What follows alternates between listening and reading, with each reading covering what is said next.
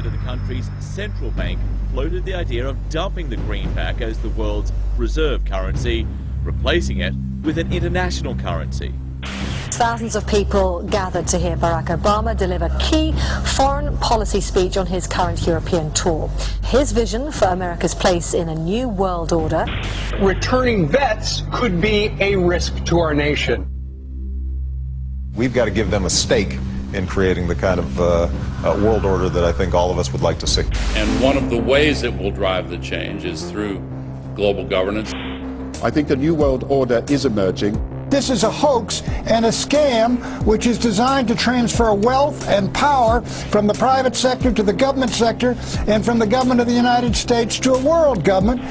And those people who have been yelling, oh, the UN's going to take over global conspiracy government. theorists. They've been crazy, but now they're right. And who got the money? Hundreds and hundreds of banks. Any bank that has access to the U.S. Federal Reserve's discount. Tell us who they are. No. You know, financial terrorism. They have the ability to tweak the knob. I am proposing that the Federal Reserve be granted new authority. The ultimate goal of the carbon tax and the cap and trade is to destroy production. This energy tax is the largest tax increase in American history. We're actually creating a global warming police. So number one, they can come in, the federal government can come in and inspect your house and send you the bill.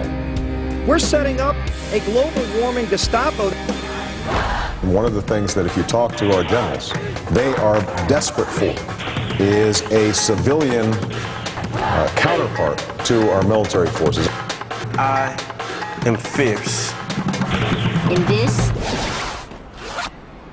is what I wear.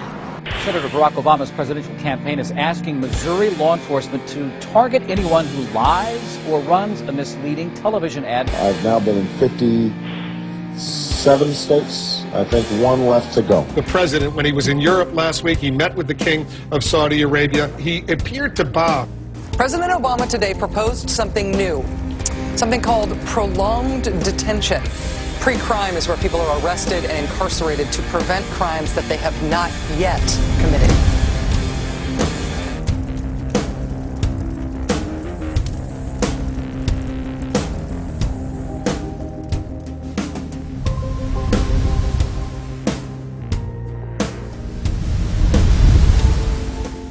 It's the World Wrestling Federation. It's the Washington Wrestling Federation. They put on this show that they're bitter rivalries, you know, villains, and they really don't like each other. But behind closed doors, they buddy up for a drink and make deals. Both the Republican and Democratic parties are owned by the same global elites. And on issues that matter to those global elites, they act as one. They've wrapped themselves in the American flag, and they've talked about preserving American heritage and principles, and all the while they're working to merge us into a new world order where our sovereignty will be destroyed. We'll lose all connection with our American heritage.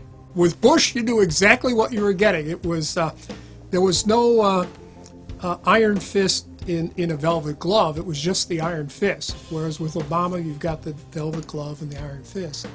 You know, a very sharp guy, very smooth, knows exactly what he's doing. For that reason, far more dangerous than Bush.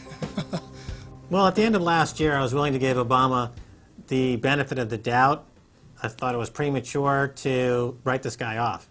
But now that he's been in office for a while, it's obvious that he is very tight with the Goldman Sachs and JP Morgan's on Wall Street, and he is extremely compliant and pliant to the wishes of the large banks, going back to what we saw with Robert Rubin under the Clinton administration, changing laws in favor of the banks, and he's not doing anything to stop the banks. He's helping the banks continue to do what they were doing under Bush. So in fact, he's just a continuation of Bush on the subject of markets and finance, which is the most important part of his policy right now. People who voted for Obama wanted real change, and they're getting platitudes, they're getting a lot of nice talk, but nothing in the way of concrete change is taking place. In this town, business as usual. There's one puppet master that controls the left, and there's the same puppet master controls the right.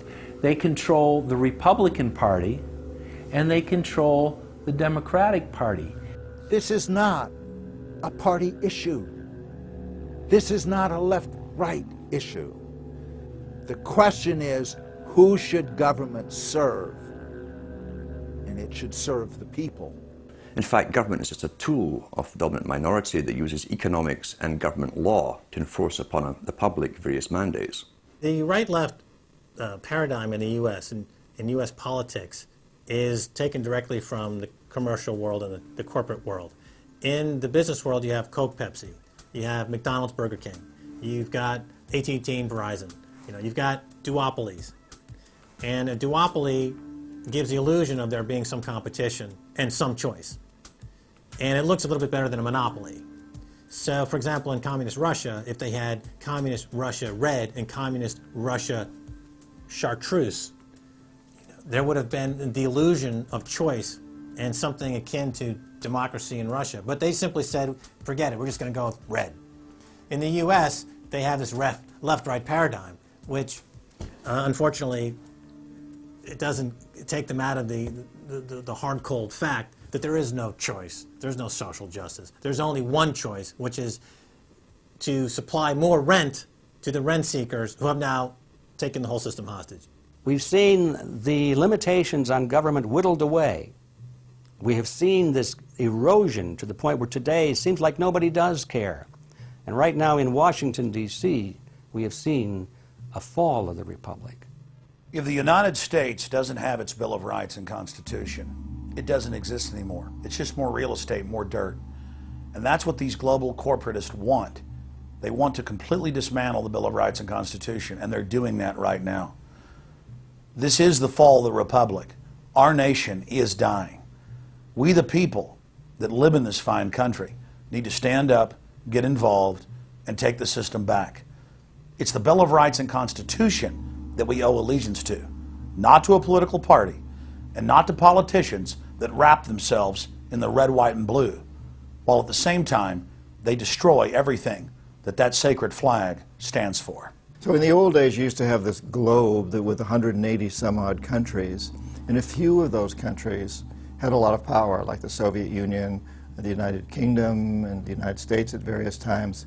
But today, you might better look at that globe and say that it's surrounded by huge clouds swirling around the planet.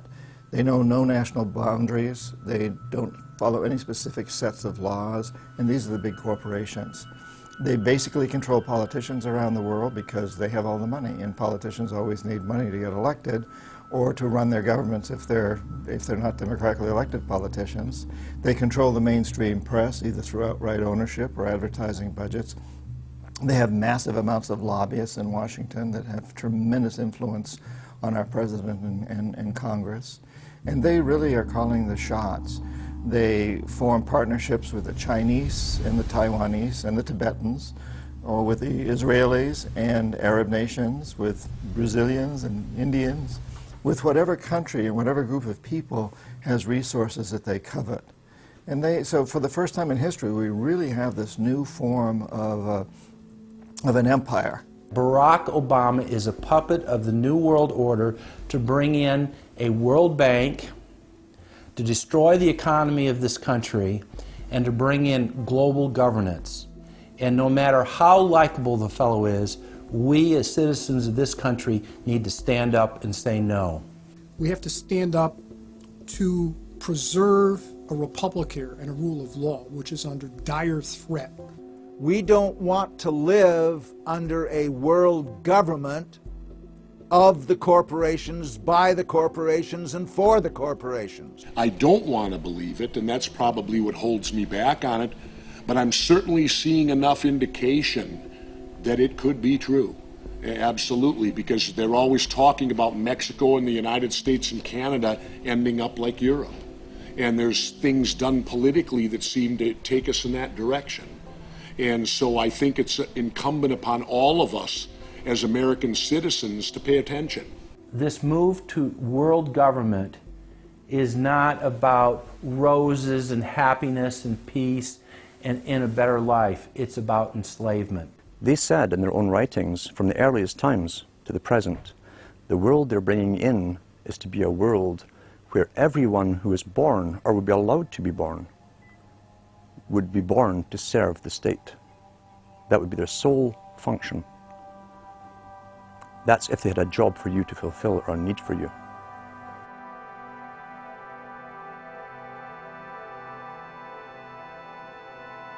July 4th, 2009. Across the United States, citizens gathered to celebrate the Republic's founding 233 years before. Most people in the crowds were aware that America was going in the wrong direction, that things were changing for the worse.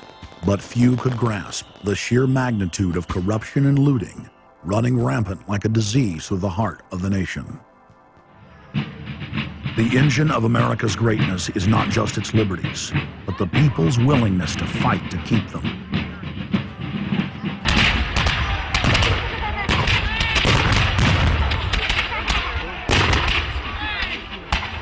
Hundreds of other nations have had much larger populations and greater resources, but have never produced 1/10 of the wealth, science, and art that the United States has.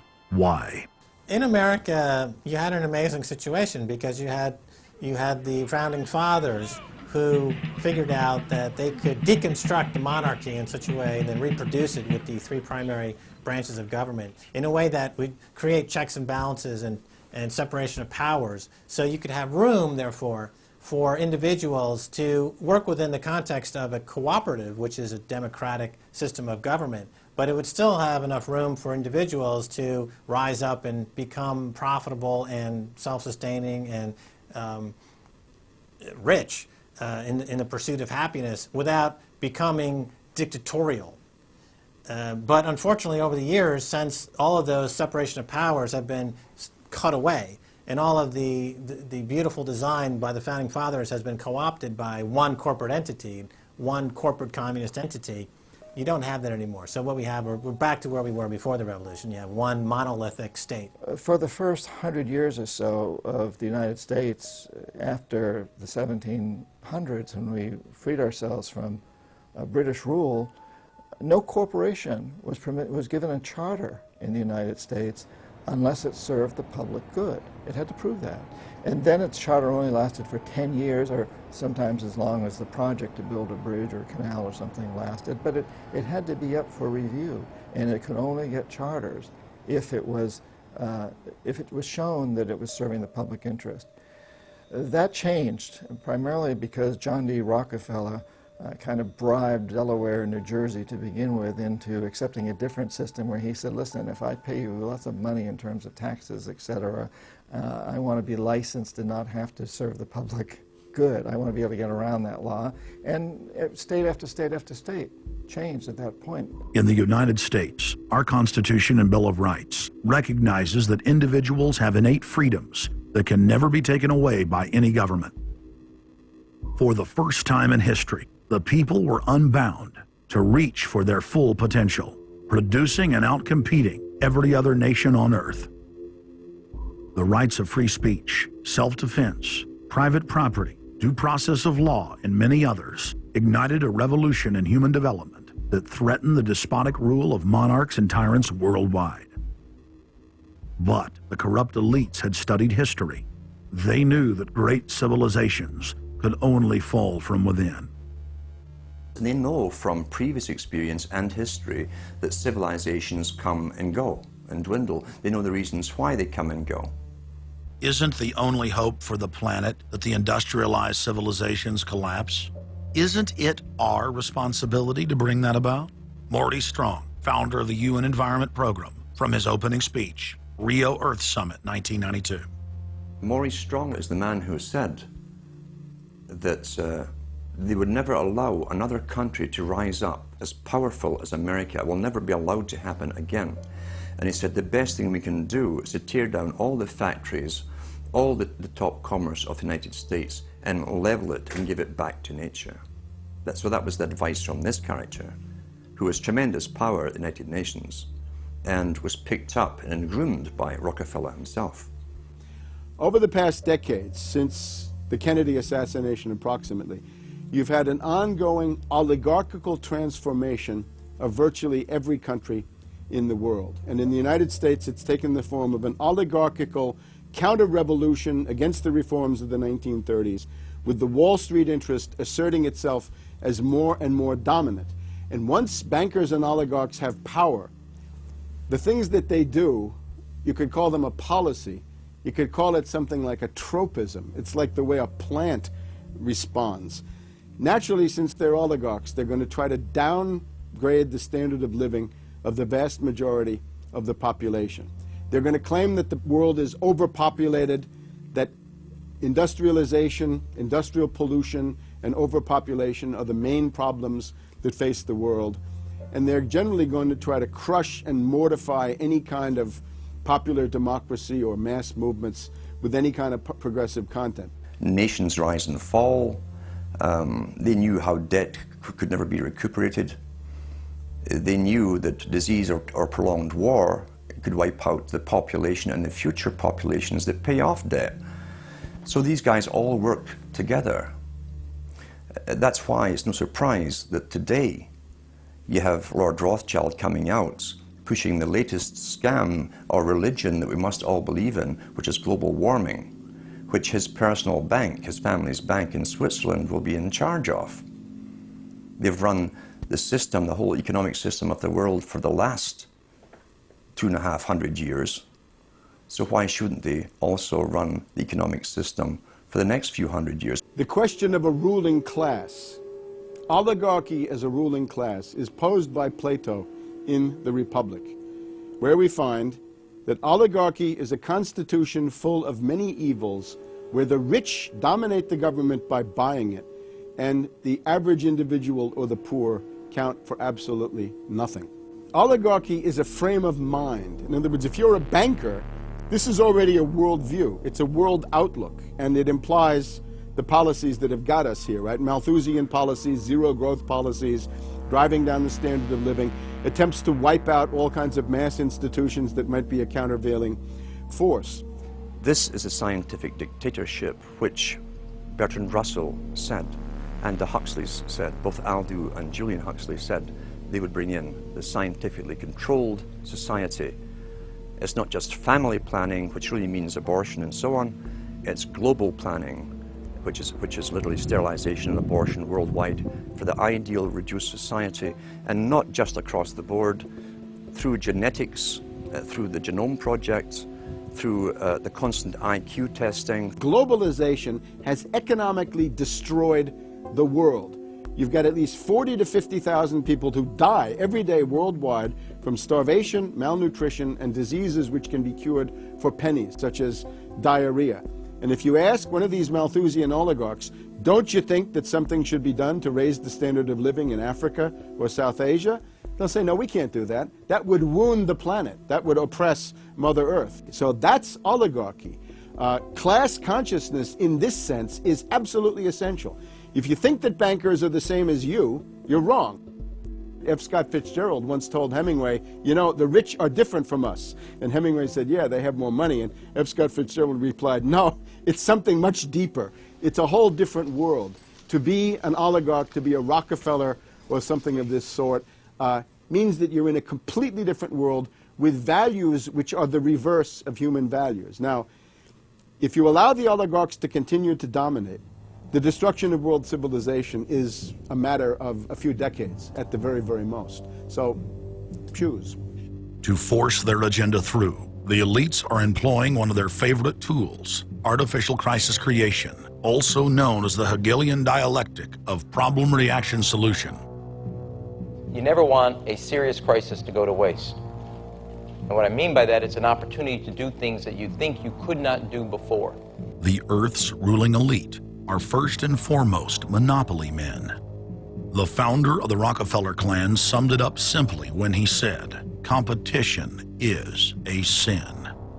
Rockefeller himself said that competition was a sin.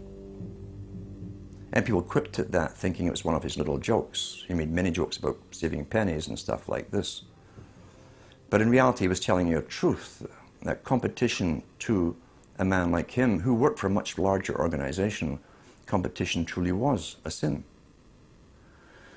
And the cartels have been formed ever since, have become much bigger, more powerful cartels which can literally command governments, sometimes to go to war on their behalf, have occurred.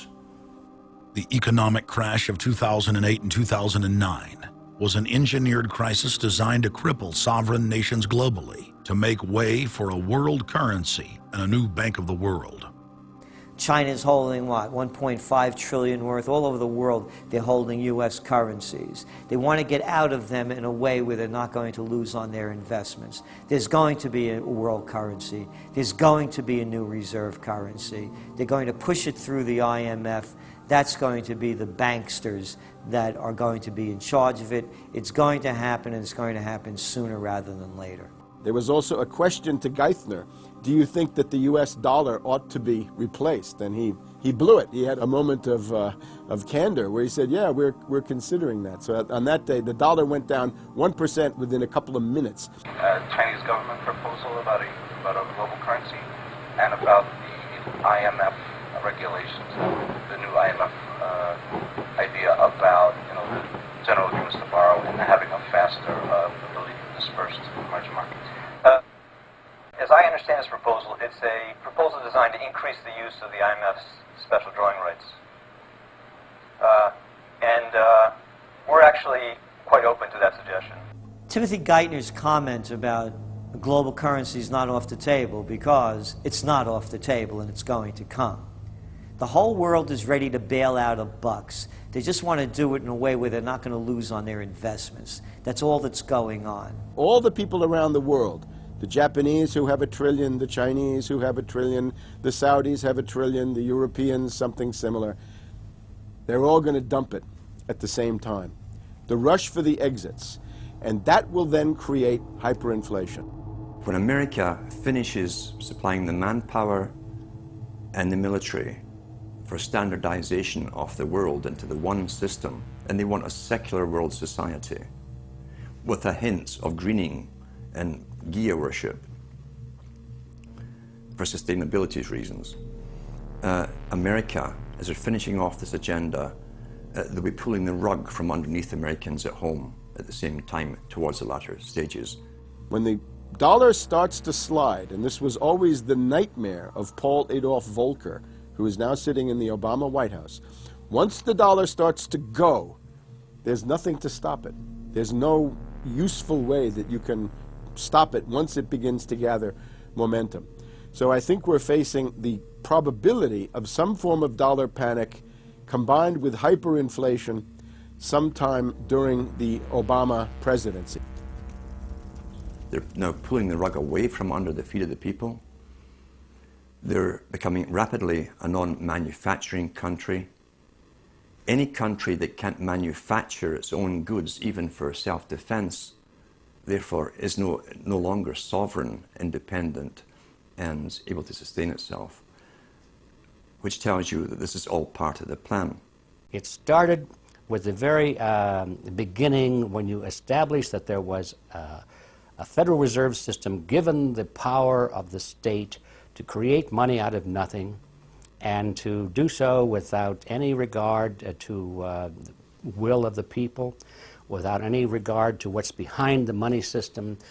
In other words, strictly political and economic motives for the bankers and the politicians. Once you granted that power to a group, the Federal Reserve System, the economic crisis was inevitable. This has happened before. Every time in history when the government was given the power, or a group of banks in conjunction with the government was given the power to expand the money supply at will, those economic systems always wound up in crisis and always collapsed. So there's no reason to believe that the United States was given some kind of a get-out-of-jail-free card, an exemption from the processes of history. So the economic crisis began at the very beginning, and as a matter of fact, when the founders of the Federal Reserve System met on Jekyll Island back in 1910 and were drafting the Federal Reserve Act, one of the things they discussed was how to pass on the inevitable losses to the taxpayers. They knew that inevitably something like this would happen, and they knew that there had to be some way to get out of it without destroying the banks, of course, because they were the banks. And they said, aha, we'll go into partnership with the government, we'll take our cartel agreement and pass it into law, call it the Federal Reserve Act, and we'll make the taxpayer come online and be responsible to bail us out if and when the failure finally comes. Who's going to soak up the derivatives? Who's going to soak up the debt? Who's going to be penalized? And right now, it looks like Wall Street's getting bailed out, and the little guy in the middle of Main Street America are all going to pay the penalty. Can the economy be turning around here? Are happy days here again? And can we actually have growth without jobs? Is this an oxymoron, jobless recovery? We're going into the greatest depression. There will be no job growth. Unemployment will continue to escalate. Along with it, so too will crime, poverty, kidnappings, boss snappings. And the more things spin out of control, the harder the hammer is going to come down by the federal government to keep everyone in control. Power is much, much more important to them than money is. Money is only a way to the means. Power is the end result. The elite's main goal is to destroy national sovereignty and individual independence. To consolidate their grip on power, the banksters create artificial debt bubbles that are mathematically impossible to pay back. These are those sinister, toxic assets, the complex financial instruments that they talk about but never really name. They're paper based on paper. They're credit default swaps, collateralized debt obligations, mortgage-backed securities, asset-backed securities, structured investment vehicles, auction rate securities, and so on down the line. It's an immense mass of cancerous, fictitious, speculative paper, bloated in value, impossible to bail out. Triage the derivatives on their books. There's no way to bail out a $1.5 quadrillion black hole of derivatives, but nevertheless they tried. The Wall Street cronies are crooks. If you leave the vault to the bank open, these people are going to help themselves. The job of the government is to make sure there's somebody there to make sure the vault is closed, and very few people have the combination.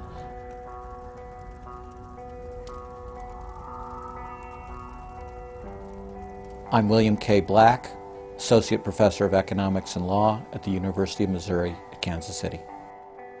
I was a senior regulator in a number of different positions during the heart of the savings and loan crisis.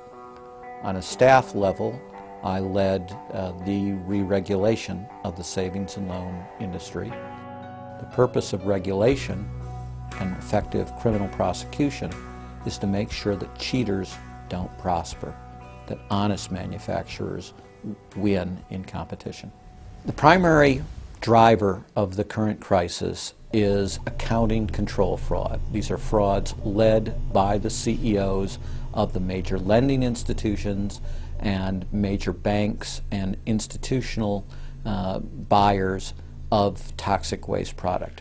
How did it start? It started with mortgages, particularly non-prime mortgages. In September of 2004, the FBI warned that there was an epidemic of mortgage fraud, their words, and that this epidemic of mortgage fraud would cause an economic crisis at least as large as the savings and loan debacle if it wasn't stopped. The FBI found that 80% of the mortgage fraud was being induced by the lenders, not by the borrowers. You know, much of the rage has been against the borrowers, but if you want rage, it should be at the CEOs who became fabulously wealthy by following a strategy based on fraud. The Wall Street people and their friends here at the Federal Reserve and at the U.S. Treasury and down the Washington Mall here at the U.S. Capitol. That's where the damage was done, and if people want to vent their anger, they need to vent it against these people. Between the Bush-Paulson administration and the Obama, Summers, Geithner, Volcker administration, there's really a total continuity of economic and financial policy. Geithner was on board at the Fed, the New York Fed, dealing with all these institutions. He didn't get it. And then we had this fellow who came up afterwards, Mr. Friedman. He was on the Goldman Sachs board, and he didn't last too long as the Fed chairman. Why? Because he had a conflict of interest. Is it possible that there's so much conflict of interest here that all you folks don't even realize that you're helping people that you're associated with, and you should be recusing yourself for America's ethics? I behaved with the... You don't think you should have recused yourself when you asked Lehman to go in bankruptcy, you didn't put Bear Stearns in bankruptcy, and then you folded Merrill Lynch into... I mean, isn't there some point where you got to say, hey, I got a conflict of interest here? You don't feel any kind of scintilla of ethics on this thing at all? Totally. I operated very consistently within the ethic guidelines I had as Secretary of the Treasury, and when it became clear that we had some very significant issues with Goldman Sachs and with why didn't you recuse yourself with Morgan Stanley, what I did then, it would have been very wrong for me to recuse myself. What I did was I went and got a waiver from the ethics agreement, because when we had concerns... Who is in charge of the ethics agreement? What? Who's in charge of the ethics agreement that you got a waiver? We have a Office of Ethics at Treasury, and we have a White House ethics office. So you got it from the legal counsel from the White House? We got it from the Government Ethics Office. So we had Snow, we had Paulson, now we have Geithner. All these people cut from the same bowl of cloth. These are not independent Treasury secretaries. They're part of the problem, not part of any solution. And it would have been nice to see President Obama effect some change in Treasury, but of course, he went and got a Wall Street insider as his Treasury Secretary. Everything that's speculative, parasitical, cancerous, bloated from all these administrations, going back to Carter and even beyond, comes together in the Obama administration. With Volcker, with Summers, who's part of the economic crimes under Clinton, the guy who brought you derivatives and the abolition of the Glass-Steagall firewall. You could not have gotten a more perfect setup for a takeover from a previous government, the Bush regime, than the Obama regime. Now, there are some authors out there already saying that it's the same bunch, and it's true. It's the same bankers who put the same boys forward. Obama, far from helping the public and giving them something new or giving them more power and say over their own affairs, has actually sided immediately with the bankers who once again have robbed the public blind, and now they must get bailed out by your tax money. Obama does it all with left cover. He makes you think that he's somehow different from Bush, that this is somehow benevolent, that he cares about the poor. And in reality, this is the cruelest hoax and the most bogus sham. Obama is 1,000% devoted to Wall Street interests. When Wall Street says jump, Obama jumps. And again, it's about $30 to $40 for the bankers for every dollar that ever reaches an unemployed person or somebody who's on food stamps or some infrastructure building for highways. The hope with the Obama administration was that it would move us beyond this. But unfortunately, what we're seeing more and more is that Obama has brought in many of the economists who bought into the system in the past. Larry Summers is a very good example. And so many of his economists, many of the people there, you can really almost at this point relate Obama to Hoover, who did something similar in his presidency, as opposed to Franklin Roosevelt, for example, who brought in a very fresh team. So the concern here now is that Obama's falling into this trap of bringing in the same people who put us in the position that we're in today, and other people who buy into the same theories that brought us here, this mutant form of capitalism. Presumably what most politicians want to come in is say, hey, the problems of the past, They're due to the old guy. And I'm cleaning house, and I'm going to bring in a new team, and don't blame us for the things we've inherited. Can't say, you know, those policies of the past that came before were insane, because you got the guy that was one of the key architects of those policies. People need to stop having allegiance to their political party. They need to have allegiance to the Bill of Rights, the Constitution, and what has made our republic so special. The basic human rights and dignity that every citizen of this country inherently has. Not because it's some right given to us by government, but because our Bill of Rights, our Constitution, enshrines that these are inalienable rights given to us by God, that we inherently have as sentient, free, conscious beings. But instead the public cheers on the Republicans as they win, or cheers on the Democrats as they defeat the Republicans. It's an endless, staged, gladiatorial event, special interest own both parties, and they project this false left-right paradigm up as like a movie screen. And behind that, behind the throne, the establishment is able to control our society and engineer it into this high-tech police state. If you try to let the finance oligarchs who created the crisis turn around and say they're the doctors who are going to get you out of the crisis, they will dig you deeper and deeper into the bottomless abyss of world economic depression, financial collapse, and disintegration. The Democrats have really done more to destabilize the American economy and to help the big banks on Wall Street than the Republicans have done. I would imagine that the Republicans know a little bit more about finance and markets enough that when someone like Goldman Sachs asks the Congress to change laws as they did in the 90s to do away with position limits on the futures contracts, the Republicans would have said, no way, that's completely inconsistent with any notion of a fair market. But the Democrats, I have a feeling, are just not financially literate enough to say no.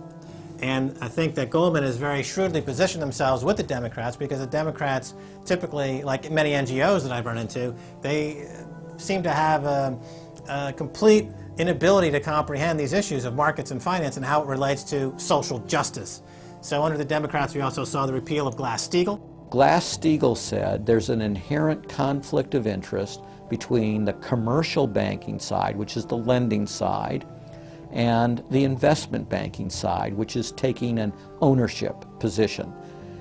And we have to end this conflict of interest by separating these two entities. You can have investment banks and you can have commercial banks, but they have to be separate. Do you think that the repeal of Glass-Steagall was a tragic mistake? No, I don't think so.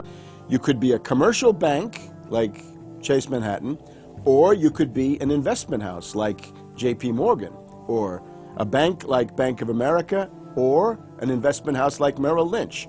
But you couldn't be both. And as the 90s went on, the screaming hyenas of Wall Street were demanding that this prohibition, this regulation, be abolished. This was an illegal and inappropriate form of casino. The derivatives were being used and they were being unregulated, and people were getting 30 to 1, 40 to 1, 50 to 1, and sometimes 100 to 1 profits on the way up. And remember, derivatives are a zero-sum game. So there's nothing there. It's not like a piece of stock in General Electric or Ford or something like that where there's supposed to be some value. Derivatives have no value. But the very people, Summers and Gettner and all the people at Goldman Sachs and J.P. Morgan who created these things made not millions or billions, but trillions on the way up. And now that these things are crashing, the very same folks are now put in charge of regulating these things and in charge of the bailout, and they are giving money to the very rascals that created this problem, took the profits. The problem cannot be fixed. And this is on Obama's watch right now. You have so many different schemes and mechanisms at play. It's sort of like after there's a blackout, you know, people in some parts of the country have been known to loot the local stores. You know, they go in, they grab the televisions, and they grab the stereos. And basically that's what the Wall Street gang has done. They've just engaged in this massive looting of money from their own companies and now from the U.S. Treasury. There was a lady called Brooksley Born. She was the head of the Commodity Futures Trading Commission under Clinton. And she said, look, we have these derivatives. Why don't we at least make them reportable so we know how many there are and where they are?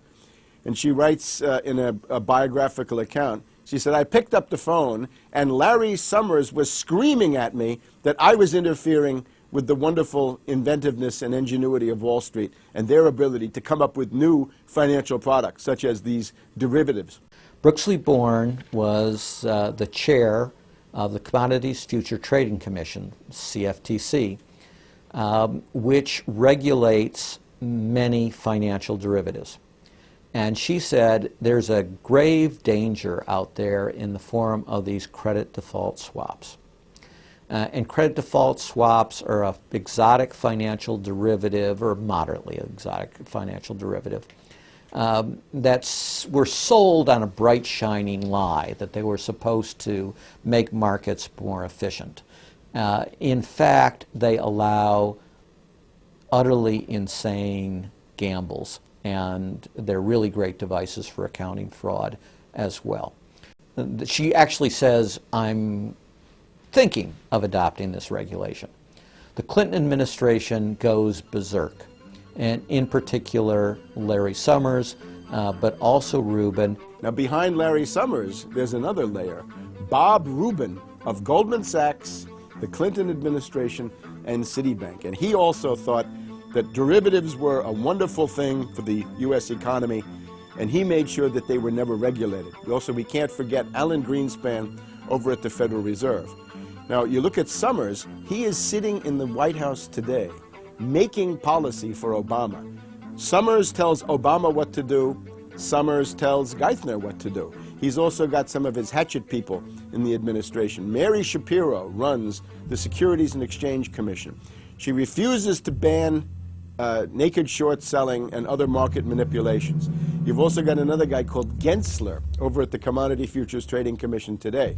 He is an acolyte and a supporter of the derivatives bubble. We made the new CFTC chair a guy who had helped to kill Brooksley Born's reform initiatives. And we just did this under the Obama administration. This was a pre-registered, pre-organized, predetermined event. Anybody who knows that if you allow the banks to become unregulated financial institutes with tsunami-like weapons of mass destruction-like financial instruments like derivatives, to allow that to run up to levels that are 50, 100, 200 times the gross domestic product with no value. They know that they are taking the profits on going up, but they also know that the end result is the destruction and gutting of this economy. The scam is simple. The insiders buy hard assets and political influence as the fiat bubbles expand. And then, at a time of their choosing, they purposefully implode the bubble. You've got a very small group of people, and the Federal Reserve and the global central banking system and the Bank of International Settlements in Switzerland, who are purposefully managing the boom and bust, credit supply, credit contraction, money supply growth, money supply contraction, to create artificial roller coasters and artificial volatility that they can trade around without taking any risk. It doesn't cost them any money. And if they do make a mistake because they're, as George Bush said, oh, the bankers on Wall Street are drunk. It is uncertain. There's no question about it. Wall Street got drunk. That's one reason I should turn on the TV cameras. Let's say they walk in one day and they push the wrong button and they lose the bank $1 billion or $5 billion or $100 billion. They can appeal to the government to bail them out. It's a totally asymmetric relationship between bankers and the rest of the economy. If they make a mistake, they get bailed out. If everyone else makes a mistake, they get put in jail, called a terrorist, and we never hear from them again. But it's a more sophisticated form of slavery, and we're going through it today. We see the taxation is going up all the time with the supposed crash of the banks that was not a happening out of the blue. It was set up for this time. They could have kept it going for another few years if it suited them, and then crashed all the bubbles. But now is the time. As they say in their own writings, now is the time. One of the great benefits of an economic model from an economist standpoint is you can basically get whatever results you want. You can manipulate the inputs to make that happen. And that makes it a very easy tool to use to hoodwink other people. These manufactured, these engineered financial catastrophes are the result of a central banking system that has the ability to add and subtract credit, add and subtract dollars and money at will to create this roller coaster effect. Because unlike most people, the banks are able to make profits as easily on the way down as they can on the way up in any given situation. Volatility is great for banks and professionals. Volatility is not great for the most average people. Their operatives in government and media then hold the economy hostage by issuing the ultimatum: give us unlimited bailout money or the economy dies. What's being used is what I call, to try to get the money, is what I call the suicide threat, where, you know, if anybody has ever seen the movie Blazing Saddle, the sheriff is surrounded by hostile town folks. He takes out his gun, points it at his head and says, you know, don't move or I'll shoot. Well, that's what the big banks are saying. You know, give us unlimited cash or we'll die. And if we die, you'll die, because we're too big to fail. It is a false flag attack because Hank Paulson will get up in front of Congress and say, we need $700 billion because that thing, that existential threat, the market is attacking us and we need this handout to fight Mr. Market. Mr. Market is out there. We need to fight Mr. Market. It's an existential threat. Meanwhile, he is Mr. Market. He's the one causing the problems. We had Paulson, a representative of Goldman Sachs who happened to be running the U.S. Treasury, came forward with a hysterical briefing for the Congress saying, we, the Wall Street bankers, demand $700 billion in bailouts. So they say, yes, we'll give you all the money you need. Well, you know, these are arsonists. Paulson, Tim Geithner, Bernanke, they're arsonists. They're asking for more matches. And the Congress is saying, who do we make the check out to? Who do we send these matches to? Who do we send the matches to? Is a ton of matches enough? Can we send you some gasoline to go with those matches? They're like, yes, please. Don't change our management. Don't pay us what assets are worth. Pay us way more than what our assets are really worth. Don't make us use honest accounting. Allow us to lie. We've just, under congressional pressure, changed the accounting rules for the express purpose of making sure that the big banks don't have to report honest losses. The only way they can pass this bill is by creating and sustaining a panic atmosphere. That atmosphere is not justified. Many of us were told in private conversations that if we voted against this bill on Monday, that the sky would fall, the market would drop 2,000 or 3,000 points the first day, another couple thousand the second day, and a few members were even told that there would be martial law in America if we voted no. That's what I call fear-mongering. We have, you know, people in the government threatening martial law or things to get their way in the executive branch against Congress. You know, if you put all these signs together, it doesn't look good at all. To the extent we are a democracy, we're sort of a hairbreadth away from a police state. Congress aided the bankers in carrying out the biggest heist in history with the so-called banker bailout of 2008. The bailout money, the $13 trillion or so dollars that have been given to the banks, is sitting on the balance sheet of the banks, and that is incurring interest costs.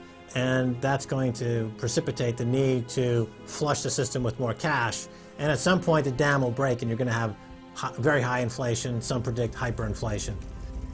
You cannot print phantom money out of thin air, backed by nothing, and producing practically nothing without destroying the world economy.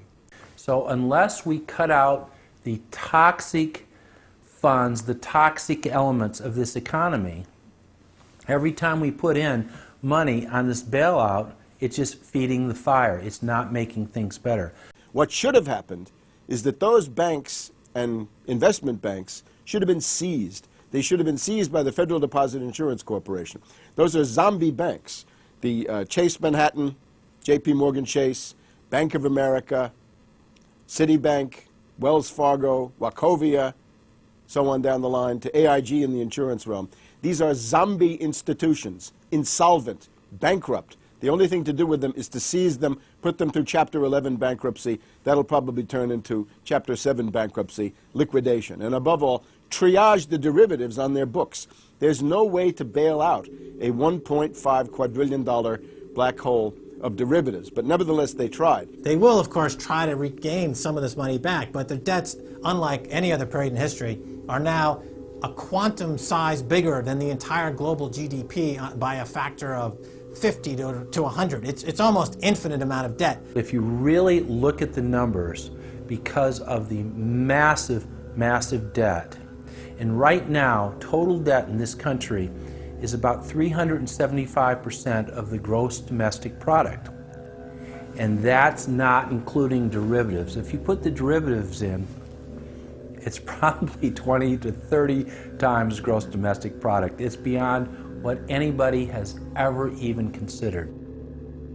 While they were looting North America into the ground, the international banking syndicate was simultaneously executing the same scam in over 100 other nations. So who got the money? To financial institutions in Europe and other countries. Which ones? I don't know. $500 billion and you don't know who got the money? Well, Obama's got one difficulty with this Congress. It's the number of freshman Democrats that got elected. Many of these people know that they got their seats from, and many of which got seats in the Senate and Congress from long-held Republican seats. They know that the people back in their states and in their constituencies will not tolerate this any longer. So up against the Republicans and the blue dog Democrats are these freshman congressmen, Democratic congressmen and senators, and they're not, they don't seem like they want to go along with the program. So if there's any hope, it'll come from these freshmen. The Constitution says no money shall be drawn from the Treasury but in consequence of appropriations made by law. This money is not drawn from the Treasury. Well, let's talk about that. Do you think it's consistent with the spirit of that provision of the Constitution for a group like the FMOC to hand out $500 billion to foreigners without any action by this Congress? Congress approved it in the Federal Reserve Act. When was that? Quite a long time ago. I don't know the exact date. 100 years ago? The original act is 1914, I believe. I don't know whether this provision was in 1914 or not, but the Federal Reserve Act was in 1913. All right, and at that time, the entire gross national product of this country was well under $500 billion, wasn't it? I don't know. Is it safe to say that nobody in 1913 contemplated that your small little group of people would decide to hand out $500 billion to foreigners? What the bailout legislation really did was give a blank check backed up by U.S. taxpayers to offshore megabanks. Of course, Congress has oversight. If you read the Constitution, our founders were very clear. Anything to do with taxes and money is put into the hands of both houses of Congress together. Both houses of Congress together must approve it. Because it's a buck, because that's why we fought the revolution. Taxation without representation was part of it. Foreign banks, Société Générale of France, about 10 billion for a French bank. Deutsche Bank of Germany. Did Deutsche Bank need the money? How much did they get from the bailout? Well, they told us they got $12 billion from the bailout. And Barclays Bank of Britain, $10 billion. So you're up to almost $50 billion to bail out a series of foreign banks that were derivatives counterparties of AIG, plus Goldman Sachs. This is the biggest swindle, not only in the history of the United States, this is the biggest swindle and transfer of wealth in the history of the Western countries. And we've seen all these cronies from Wall Street with the combination to the vaults around the country, and they've just looted the Treasury and the banks and the securities industry dry. This is by probably an order of magnitude the biggest fraud in history. Over the next 10 months, $23.7 trillion was stolen from the U.S. Treasury. The gentleman from North Carolina, Mr. McHenry. Thank you, Mr. Chairman. And the tune of $23.7 trillion worth of taxpayer exposure for the bailouts is quite striking. The calculation right now is that with Obama, we've got $24 trillion as a line of credit available only to Wall Street banks, insurance companies, credit cards, mutual fund companies, and others, but only financial institutions. $24 trillion of money from the Federal Reserve, from the Federal Deposit Insurance Corporation, and from the Treasury in the form of the bailout of October 2008. The Federal Reserve, the private holding company for the offshore banks, arrogantly told Congress and the American people that it was none of their business what the private banks did with the people's money. One very interesting exchange. Senator Bernie Sanders of Vermont asking Bernanke, we have given upwards of $2 trillion to various financial institutions. You've got to tell me, where did the money go? And Bernanke simply stonewalls and says, I won't tell you. And who got the money? Hundreds and hundreds of banks. Any bank that has access to the U.S. Federal Reserve's discount. You tell us who they are. No.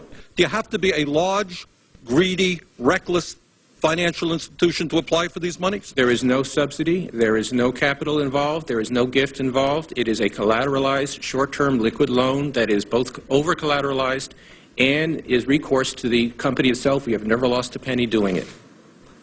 And how can other institutions get those loans as well? According to the law, we are supposed to be lending to depository institutions. Let me just say this, Mr. Chairman. I have a hard time understanding how you have put $2.2 trillion at risk without making those names available, those institutions public. And we're going to introduce legislation today, by the way, to demand that you do that. It is unacceptable to me that that goes on. Behind me, the Federal Reserve is probably the least transparent agency in the federal government. One could even argue that the Central Intelligence Agency is more transparent than the Federal Reserve. The fact is that the American people want to know more of the secrets of the temple, as the book was before you were born, The Secrets of the Temple. The Fed, as you know, is just a monopoly by the bankers. This is simply putting the foxes in charge of the hen house. Personally, I'd be in favor of Congress just nationalizing the Fed and getting the bankers out of there. They're just stealing from the American people. Put it directly in the hands of Congress and let Congress decide, rather than this cabal of bankers deciding their own rates of profit at the expense of the American people. Since the Federal Reserve's creation in 1913, patriots have labored tirelessly to alert the American people to the true nature of the Federal Reserve. Throughout its 90-plus year history, most Americans falsely believed that the Federal Reserve was a government agency. But today, scientific opinion polls show that the vast majority of the public is aware of the fact that the Federal Reserve is a front company for an offshore private banking cartel that dominates not just the United States, but almost every other nation on Earth. It's never been written about in any book that I've found as to who gave these guys the authority or permission to be the international bankers for the world. Why would you even need international bankers? Why would any government agree to use them? Why would you need to use them? Why can't any country create its own money? It tells you there was already an existing superstructure, already in existence, maybe 200-300 years ago, to give these guys permission to somehow be the overlords of all money for all countries. Polls also reveal that 75% of Americans demand a public audit of the secretive organization. By the summer of 2009, Congressman Ron Paul's bill to audit the Fed had gained more than 280 sponsors in the House. But the private Fed's high-powered lobbyists were able to block a vote on the bill in the Senate. That only piqued the public's interest. I have another amendment. I have been informed that the majority plans to block consideration of this amendment, which is number 1367, regarding the transparency at the Federal Reserve. Madam President, I'd like to call up Amendment 1367. Without objection, the clerk will report. The Senator from South Carolina, Mr. DeMint, proposes amendment number 1367. Senator from Nebraska. I make a point of order against the DeMint amendment that it's legislation on appropriations. Madam President? The point of order is well taken. The amendment. I regret the objection. The amendment falls. The people began asking themselves, why couldn't there be an audit of the Federal Reserve? The Fed has never once been audited. In the whole period of time, in the almost 90 some odd years that the Fed has been around, the most powerful agency and independent agency, it has never once been audited. This is an absolute crime against the freedoms of this country. Do you think it would cause problems for the Fed or for the economy if that legislation was to pass? My concern about the legislation is that if the GAO is auditing not only the operational aspects of our programs and the details of the programs, but is making judgments about our policy decisions, that would effectively be a takeover of monetary policy by the Congress. Is that your position, that this bill, if it were to be passed, would interfere directly with interest rates, setting interest rates? If we were to raise interest rates at a meeting and someone in the Congress didn't like that and said, I want the GAO to audit that decision, wouldn't that be viewed as an interference? I wouldn't think so. This is just reviewing it, and you can do what you want. The Federal Reserve has never been subjected to an outside audit. And if you audit them, it's very likely that Greenspan, Bernanke, and Volcker might all go to jail. It was announced earlier today, that there will be a hearing on H.R. 1207, the bill to audit the Federal Reserve Bank. This will be the first independent audit in the Federal Reserve's 96-year history, and it's long overdue. Months ago, I asked the Vice Chairman of the Federal Reserve who received the $1 trillion in funds that the Federal Reserve has handed out to domestic institutions. He said, I'm not going to tell you. And then more recently, the Chairman of the Federal Reserve, I asked him who receives the $500 billion, we're talking about $500 billion, that the Federal Reserve handed over to foreign central banks. Who did they disseminate that money to? And he said, I don't know. $500 billion, and he doesn't know. It's long overdue. We need to audit the Federal Reserve, and I'm happy to say that we're going to have a hearing on that very soon. The only way, really, America can get out of the current mess is you've got to shut the Fed down completely, get rid of the Fed. You've got to put the money printing mechanism back under the roof of the federal government instead of outsourcing it to the Fed. Why were the bank's front men, Alan Greenspan and Ben Bernanke, all over the news saying that they were above the law? What is the proper relationship, what should be the proper relationship between a chairman of the Fed and a president of the United States? There is no other agency of government which can overrule actions that we take. What the relationships are don't frankly matter. A grassroots movement demanding that the private Federal Reserve be nationalized exploded in size across the country. The momentum had shifted. Now the arrogant central bankers were the ones running scared. They had planned to use their stage crisis to bring in an all-powerful central bank of the world. Immediately, every country goes into action at the same time. The International Monetary Fund is mentioned at the G20 meeting. They say that it must be brought to its full power, and we need a Bretton Woods Part 2 for world taxation. What is global government? For decades, the media denied it existed. But now they're saying, oh yes, there's going to be a global government, a new bank of the world, and we're going to pay our carbon taxes to it. What is it? It's nothing more than a private, hostile, corporate takeover of every sovereign nation on earth. And then when you look at the philosophy of these global corporate chieftains, it is one of domination of the poor, domination of the population. It is a view that human life just isn't cheap. No, human life is a negative. And so no matter what they do, they have the rationale that it's in the greater interest to get rid of more human lives. They are so arrogant and they're so sure of themselves, they're saying, yes, we created the European Union, we created the Euro, and these are from the people of the Bilderberg. We are going to create a world bank. We're going to create a world government.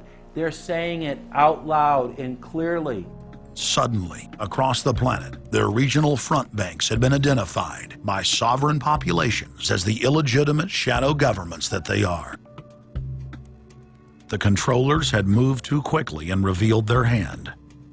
Populations around the globe were seeing through the establishment's facade, past the puppet governments, and to the global architects that were pulling their strings. Where are the American people? Why have they lost their dignity? What is stopping them from speaking out? Why have they become little mice that follow Pied Pipers? How can they look up to these pathetic politicians? Go sit down. I have a question for this young man. He has the right to be represented. I'm his father, and I want to talk to you face to face. Why not a lobbyist with all kind of money to stuff in your pocket so that you can cheat the citizens of this country? So I'll leave, and you can do whatever the hell you please to do. One day God's gonna stand before you, and he's gonna judge you and the rest of your damn cronies up on the hill.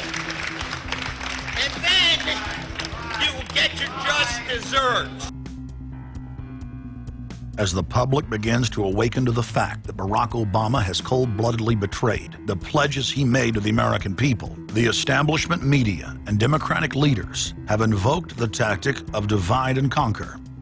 I think they're astroturf. You be the judge of carrying swastikas and symbols like that to a town meeting on health care. An overwhelming portion of the intensely demonstrated animosity toward President Barack Obama is based on the fact that he is a black man. Desperate to ram their agenda through, they have played the race and class cards. You start to wonder whether, in fact, the word socialist is becoming a code word, whether or not socialist is becoming the new N-word. When I heard people going after the First Lady and the number of staff people they have, it sounds racist to me. It is essential that the establishment play the population off against each other, along the lines of Republican, Democrat, liberal, conservative, black and white. As long as the people are fighting with each other, they can never get together and remove the corporate dictatorship that has criminally seized power through the national security state. Just as George W. Bush betrayed his foolish followers, so must Obama, because his only allegiance is to his offshore masters. President Obama today nominated Ben Bernanke for a second four-year term as Federal Reserve Chairman. The president called his actions on the global financial crisis bold and out of the box. As an expert on the causes of the Great Depression, I'm sure Ben never imagined that he would be part of a team responsible for preventing another. But because of his background, his temperament, his courage, and his creativity, that's exactly what he has helped to achieve. And that is why I am reappointing him to another term as chairman of the Federal Reserve. So Obama has made it quite clear by his actions, never mind his words, his actions, as to who owns him, who he works for, and who he serves. And it's not the American people. It is so obvious to anyone paying attention that the President of the United States is not the real person in control. Whether it is Gerald Ford or Jimmy Carter or Ronald Reagan or Clinton or Bush or Bush, Obama is no different. And to think that he is an independent figure is just crazy. And as Franklin Delano Roosevelt said, presidents are selected, they are not elected. Obama pledged that he would end NAFTA and GATT, and has since fought to expand both of them. Obama promised that he would have the most transparent administration ever, and he is already more secretive than Bush and Cheney ever were, even making it a secret who visits the White House. I can make a firm pledge. If your family earns less than $250,000 a year, if you make less than $250,000 a year, if you are a family making less than $250,000 a year, you will not see your taxes increased a single dime. You will not see your taxes go up. You will not see your taxes increase one single dime. Not your capital gains tax, not your payroll tax, not your income tax, no taxes. Not your income tax, not your payroll tax, not your capital gains taxes, not any of your taxes. Not your payroll tax, not your capital gains tax, not your income tax, no tax. Your taxes will not go up, because the last thing you need is higher taxes when we're in a recession like this, and you won't get one under an Obama administration. Obama made the centerpiece of his campaign the pledge that taxes would not be raised on anyone making under $125,000 a year. He has since gone back on that promise as well and has proposed new taxes on payroll, energy, home mortgage deductions, and scores of other taxes. He made a pledge. He said, I'm not going to raise taxes on anyone making under $250,000. Is that pledge still active? We are going to let the process work its way through it. So it's not. So it's not. So it's not. We're going to let the process work its way through it. All right? The Senate is looking especially at this issue of capping the deductions for health care that employers and employees now get. That would be an tax increase for many families earning under $250,000, but the president said he was open to it, so that means that the tax pledge he made back in September is no longer operative? Obama said he was going to abolish the Patriot Act. He now vigorously defends it. We saw the same type of flip-flop when it came to warrantless wiretapping of the American people. Look what Obama's done with wiretapping, surveillance. He's brought it to heights even beyond what George Bush, the disgusting levels that he brought it to. So we have more surveillance. Now they're talking about, what is it called, Cybercom, the new Pentagon secret cyber society that's going to be watching over us to get those terrorists. We got to get those terrorists. So now they'll be invading our privacy even more. So, I mean, it really almost makes you ask the question, would it have been better if we never invented the internet and had to use paper and pencil or whatever? Now Obama is setting up the Cybersecurity Command, which the government admits completely ends the Fourth Amendment and allows President Obama to shut off the internet in the United States whenever he wishes. Indeed, in today's world, acts of terror could come not only from a few extremists in suicide vests, but from a few keystrokes on the computer, a weapon of mass disruption.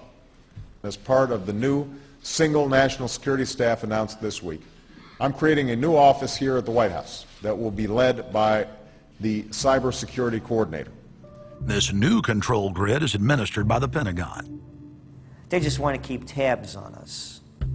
So we're turning into a surveillance, wiretapped government state. The government is taking more and more control over our lives. I can stand here today as President of the United States and say without exception or equivocation that we do not torture. Obama made a show of investigating torture, but has ignored the Army's own detailed investigative reports, which name the torturers that the White House memos document were following the directives of Bush and Cheney, the men who are most guilty for issuing the infamous orders. Some low-level soldiers have been prosecuted for their role at Abu Ghraib, but no senior officer has been held accountable in any of these cases to date. Heidi? I know that these debates lead directly, in some cases, to a call for fuller accounting, perhaps through an independent commission. Now, I've opposed the creation of such a commission. Next, Obama expanded Bush's doctrine of indefinite detention of foreigners without trial to holding citizens without evidence indefinitely, without ever even committing a crime. President Obama today proposed something new, something called prolonged detention, Pre-crime is where people are arrested and incarcerated to prevent crimes that they have not yet committed. Barack H. Obama, who ran as an anti-war candidate, has continued the war in Iraq, massively expanded the war in Afghanistan, and unleashed a new conflict in Pakistan. Now Obama is promoting the biggest defense budget in history, dwarfing George Bush's war machine. What George Bush has been trying to do as part of his effort to accumulate more power in the presidency is he's been saying, well, I can basically change what Congress passed by attaching a letter saying, I don't agree with this part or I don't agree with that part. I'm going to choose to interpret it this way or that way. That's not part of his power. But this is part of the whole theory of George Bush, that he can make laws as he's going along. I disagree with that. I taught the Constitution for 10 years. I believe in the Constitution, and I will obey the Constitution of the United States. We're not going to use signing statements as a way of doing an end run around Congress. All right? Obama guaranteed that once president, he would stop the unconstitutional practice of issuing signing statements, through which the executive branch illegally usurps the legislative power of Congress. Congressman Kucinich, when he introduced his 60 articles of impeachment against Bush Jr., I think one was the signing statements. The form of the resolution is as follows. A resolution, articles of impeachment of George Bush, President of the United States. Resolved, that President George W. Bush be impeached for high crimes and misdemeanors. Article 26, announcing the intent to violate laws with signing statements, and in violation of his constitutional duty under Article 2, Section 3 of the Constitution, to take care that the laws be faithfully executed, has used signing statements to claim the right to violate acts of Congress even before he signs those acts into law. Same analysis would apply to Obama and a fortiori because he taught constitutional law. He knows better. He's a lawyer licensed to practice law, who, as I am, who took an oath when he was licensed to uphold the Constitution and laws of the United States of America. With his signature on the spending bill also came Obama's first signing statement, a presidential declaration freeing him from following some of the bill's contents. I believe in the Constitution, and I will obey the Constitution of the United States. We're not going to use signing statements as a way of doing an end run around Congress. All right? He also promised that he would call on Congress to take at least 5 days to read new legislation before it was voted on. When there's a bill that ends up on my desk as president, you, the public, will have 5 days to look online and find out what's in it before I sign it, so that you know what your government's doing.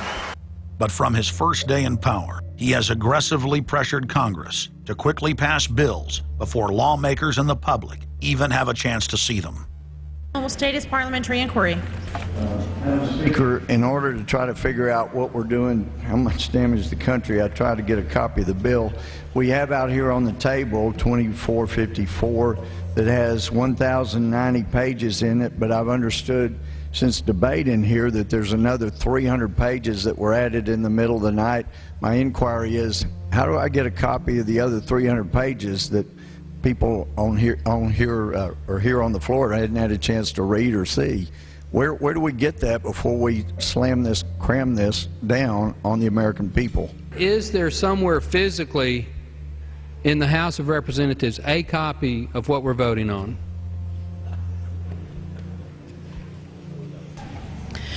The gentleman has not stated a parliamentary inquiry that the chair can answer. Mr. Speaker, I have to say that I am outraged. Here we are getting ready to vote on a piece of legislation, and we haven't even seen 300 pieces of this legislation. No one can even find the bill or even knows where it's at.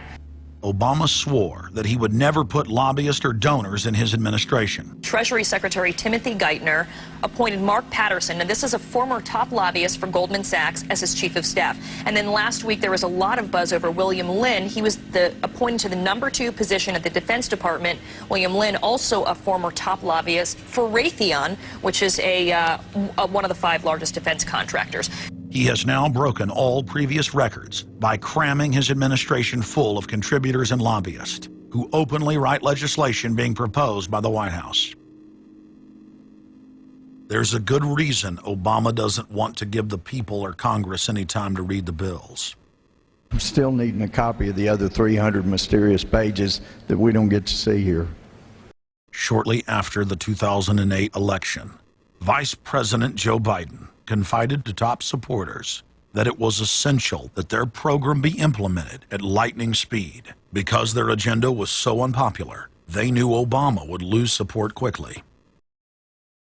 Obama's handlers were in a race to pass a raft of legislation before the people discovered that Obama was just a slicker, updated version of previous puppets.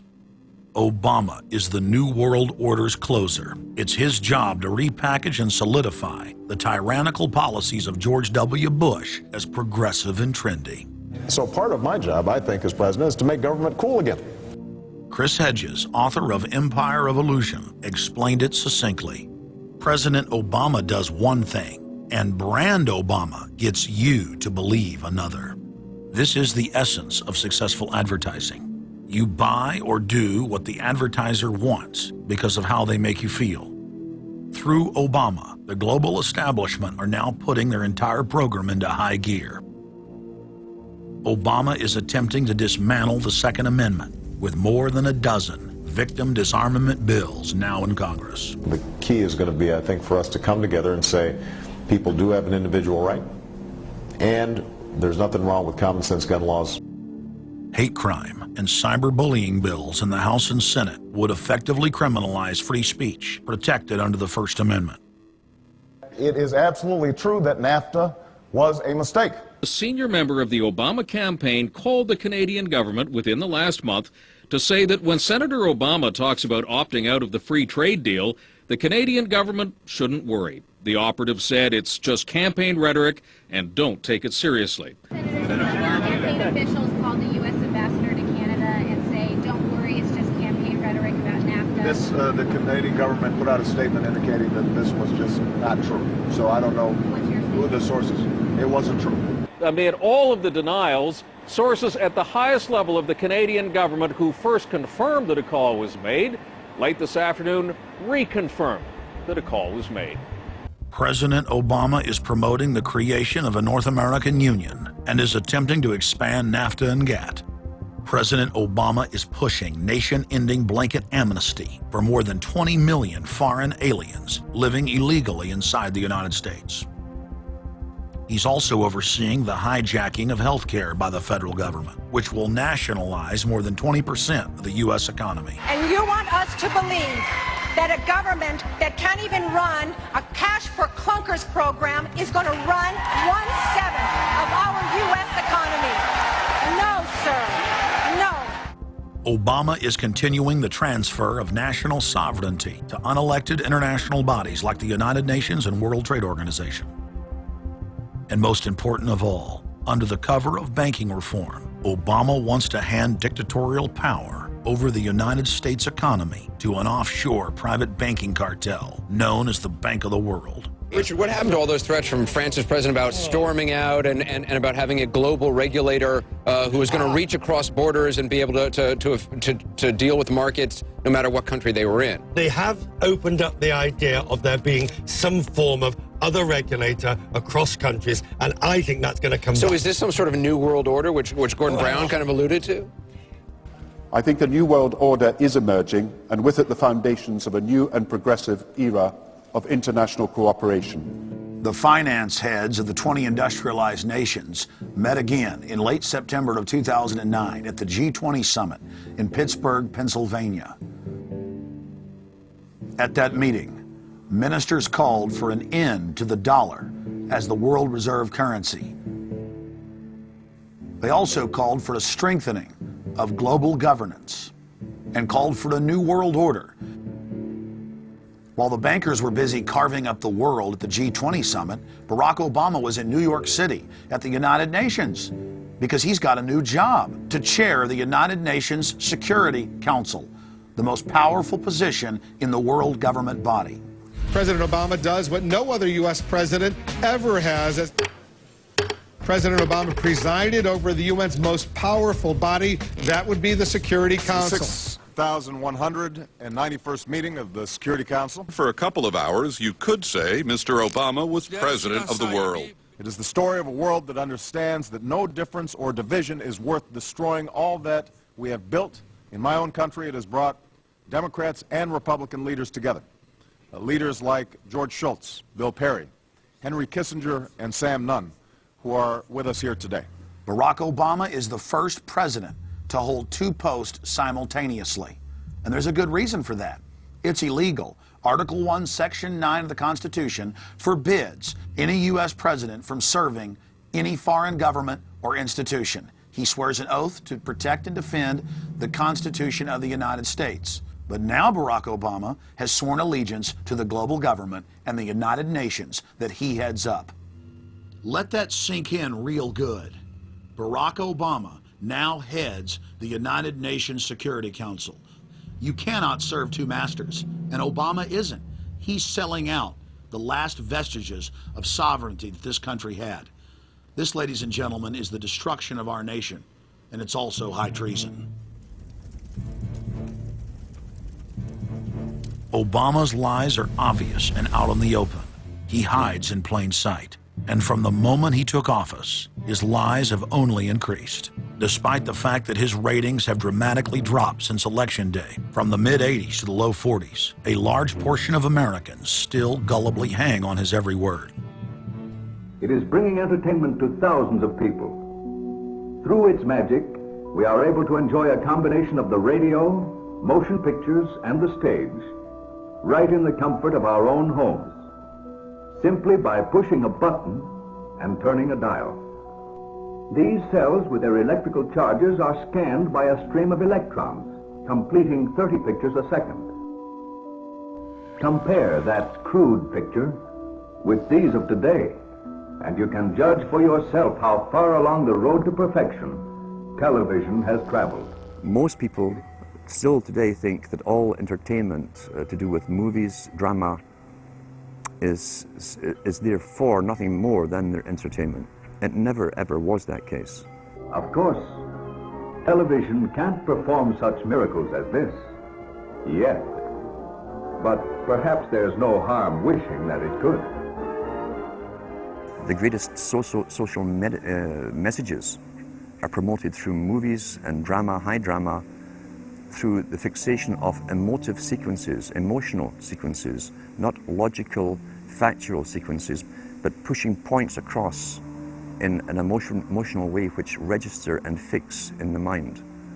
So emotional content is very, very important, rather than going through an actual discussion or an argument using logic and facts. There's no debate. And when you're being downloaded through fiction, your guard is down, the censor part of your brain is not in action. It isn't saying, yes, I agree with this, I disagree with that, as you would in a debate or a lecture. You're actually in an alpha state, being completely downloaded with new ideas. Throughout history, social engineers have refined techniques designed to control large populations. About 100 years ago, this big organization with many branches, they wanted to rule the world basically using Britain as a nucleus of a system, an embryo, which also was going to be joined with the US under the Anglo-American establishment. Wrote about the kind of culture and the changes of culture over a 100-year period that they would actually design, implement, and bring in. And H.G. Wells talked about it too. He talked about arenas. He says arenas could be put up across the world for sports, for instance. Now at that time, sports was something that children, school children were into. Adults became adults and got onto adult things. So it was unimaginable at the time that people could actually believe that There was even a need for adult sports and entertainment, never mind having arenas built across the world. But he said we can do this and foist basically a sports culture for the males. Using a tribal system, we're all tribal to an extent. That's why we even bother to vote for a tribal leader. This is well understood. That's why we're supplied with these leaders. And because the average man was to become more disengaged from his own destiny as the expert class arose, it was decided that the males would get their outlet, basically, gradually becoming helpless as males through sports. Therefore, they'd have a tribal team they could identify with. They could cheer them on as they were winning. In their own personal lives, they were getting nowhere. They were getting disenfranchised, in a sense, as experts took over decision-making for them in all kinds of fields. So this was psychology at use, planned before they even implemented the sports. When radio came along, of course, they used that to the maximum.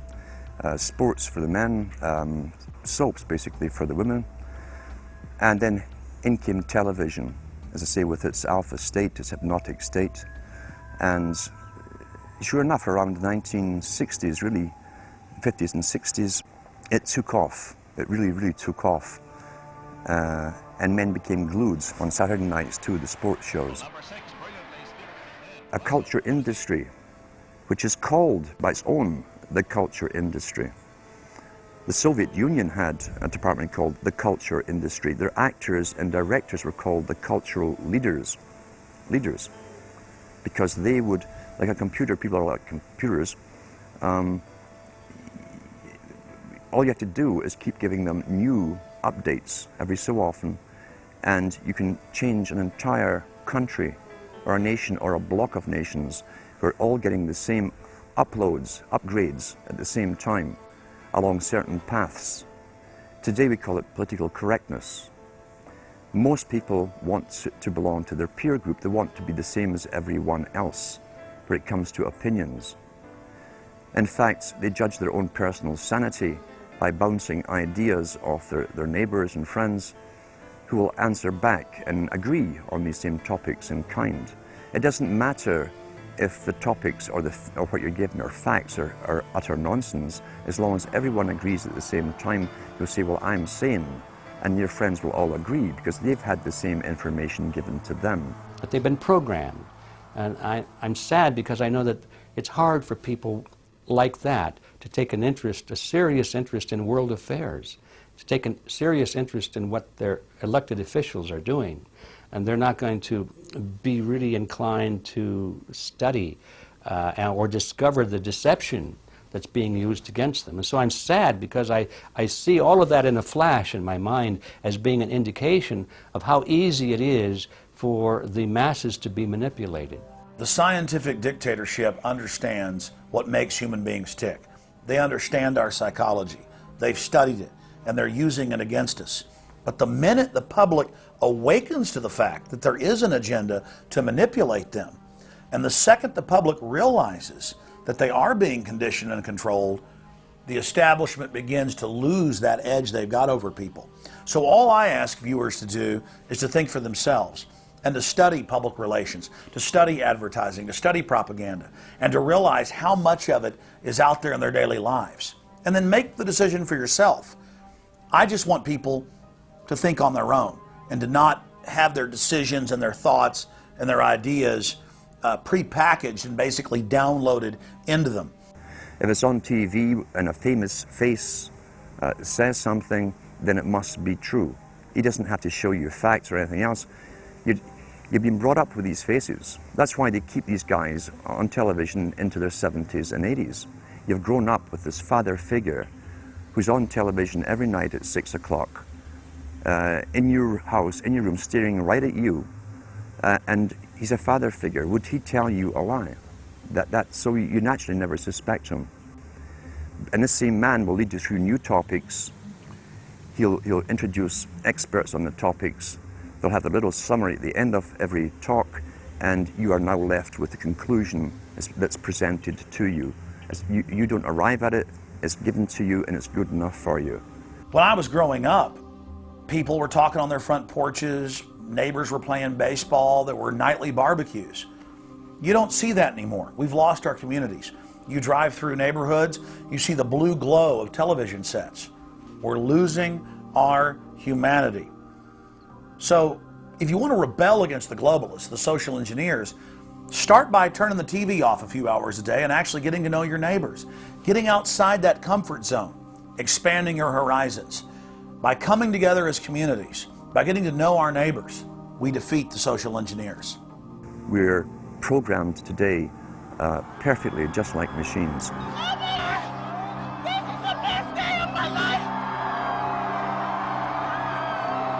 We tie this in with the Brzezinski. Brzezinski said in 2 Ages, now this guy was way up with the NSA. He's a master geopolitician. He admits he works in 20, 50-year periods to do with geopolitics in other countries. But he said himself, the public will shortly be unable to think or reason for themselves. He was meaning by the form of information that was given to them, the type, the formulas that were in use then in the 1970s. He says, eventually they'll be unable to think or reason for themselves. And eventually, he said, they will expect the media to do all their thinking and reasoning for them. Well, that's happened today. That's why people today can't think outside of the programming from television.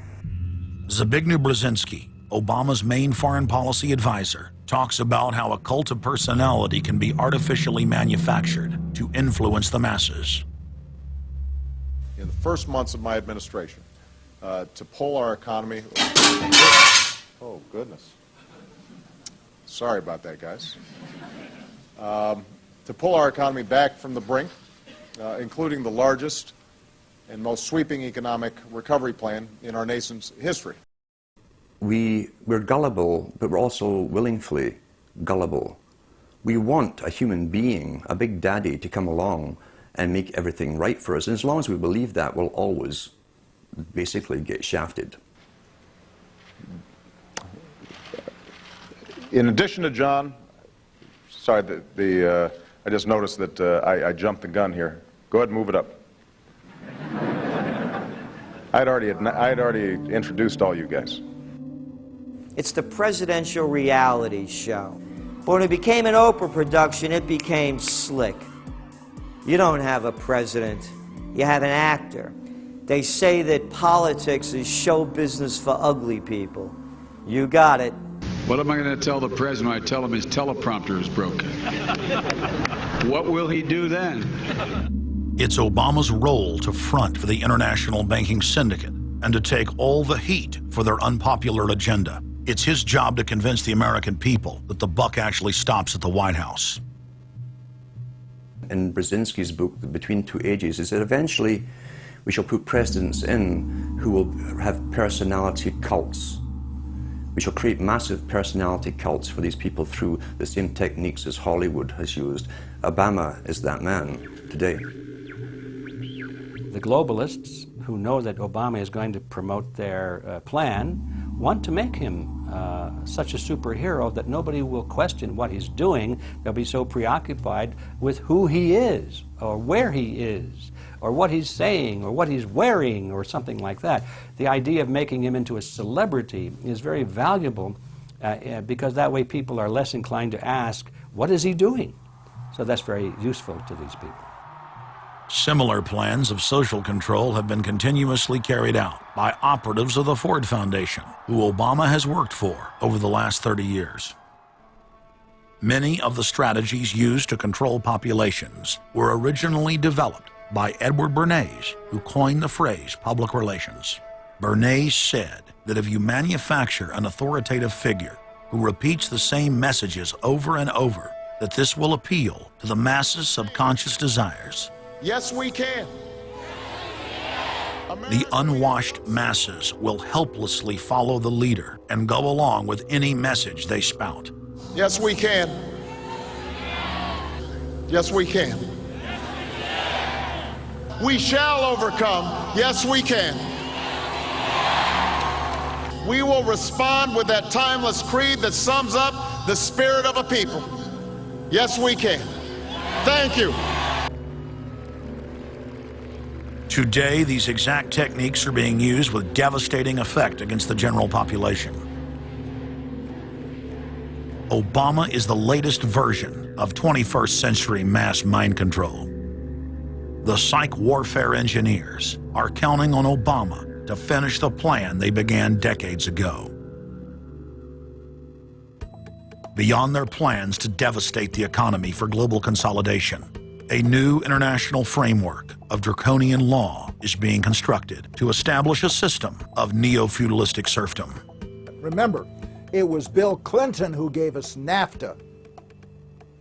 And it was Al Gore, the hero of the environmental movement, who was the hatchet man for the Clinton administration to cram NAFTA down the throats of a reluctant Congress. Now, this is a good deal for our country, Larry, and let me explain why. Al Gore, who carried the ball for NAFTA and GATT, is now one of the top standard bearers for the elite's agenda. I didn't interrupt you. Okay, now, guys. Now maybe it just... Is this... NAFTA. Why? Huge numbers of manufacturing jobs left Canada, came into the United States because of a 15% wage differential. We pay our workers less in Canada. Now, when you've got a 7-to-1 wage differential between the United States and Mexico, you will hear the giant sucking sound. No, there's a political lesson, there's a business lesson. Sorry. He serves as the front man for the carbon tax cap and trade scheme, which will not only increase taxes on every American, but will also transfer our national sovereignty and rights to a tyrannical world government, all in the name of saving the earth. Is the legislation that we are discussing here today, is that something that you are going to personally benefit from? If you believe that the reason I have been working on this issue for 30 years is because of greed, you don't know me. I've been willing to put my money where my mouth is. Do you think there's something wrong with being active in business in this country? I am simply asking for clarification. I'm proud of the it. Relationship. I'm proud of it. My name's Dr. Tim Ball. I'm a climatologist. I have a PhD in climatology from the Queen Mary College, the University of London, England. And I've been studying climate both with my 9 years in the Canadian Air Force, where it was essential to flying, and then after that at the university. So it's essentially been the whole theme of my career. Initially called climate skeptics. I said, but all scientists are skeptics. If you're not a skeptic, you're not a scientist. And then when that didn't work, then they came out with the charge that we were climate change deniers. And I remember when I was first called a denier, and it was in the Times of London and England, and of course the word denier was clearly deliberately chosen because of the Holocaust connotations of that term. So it was not only a charge that you were ignoring the truth, but you were doing it in a very evil way. And of course, I laugh about that now because my whole career has been anything but a climate change denier. I've spent my career trying to educate people to how much climate changes naturally. So I'm anything but a denier, but of course that is part of the politics. Under the Nazis, there was something called race science. They had a lunatic theory of eugenics, the Aryan heritage, and all the rest of this. Absolute crackpot pseudoscience.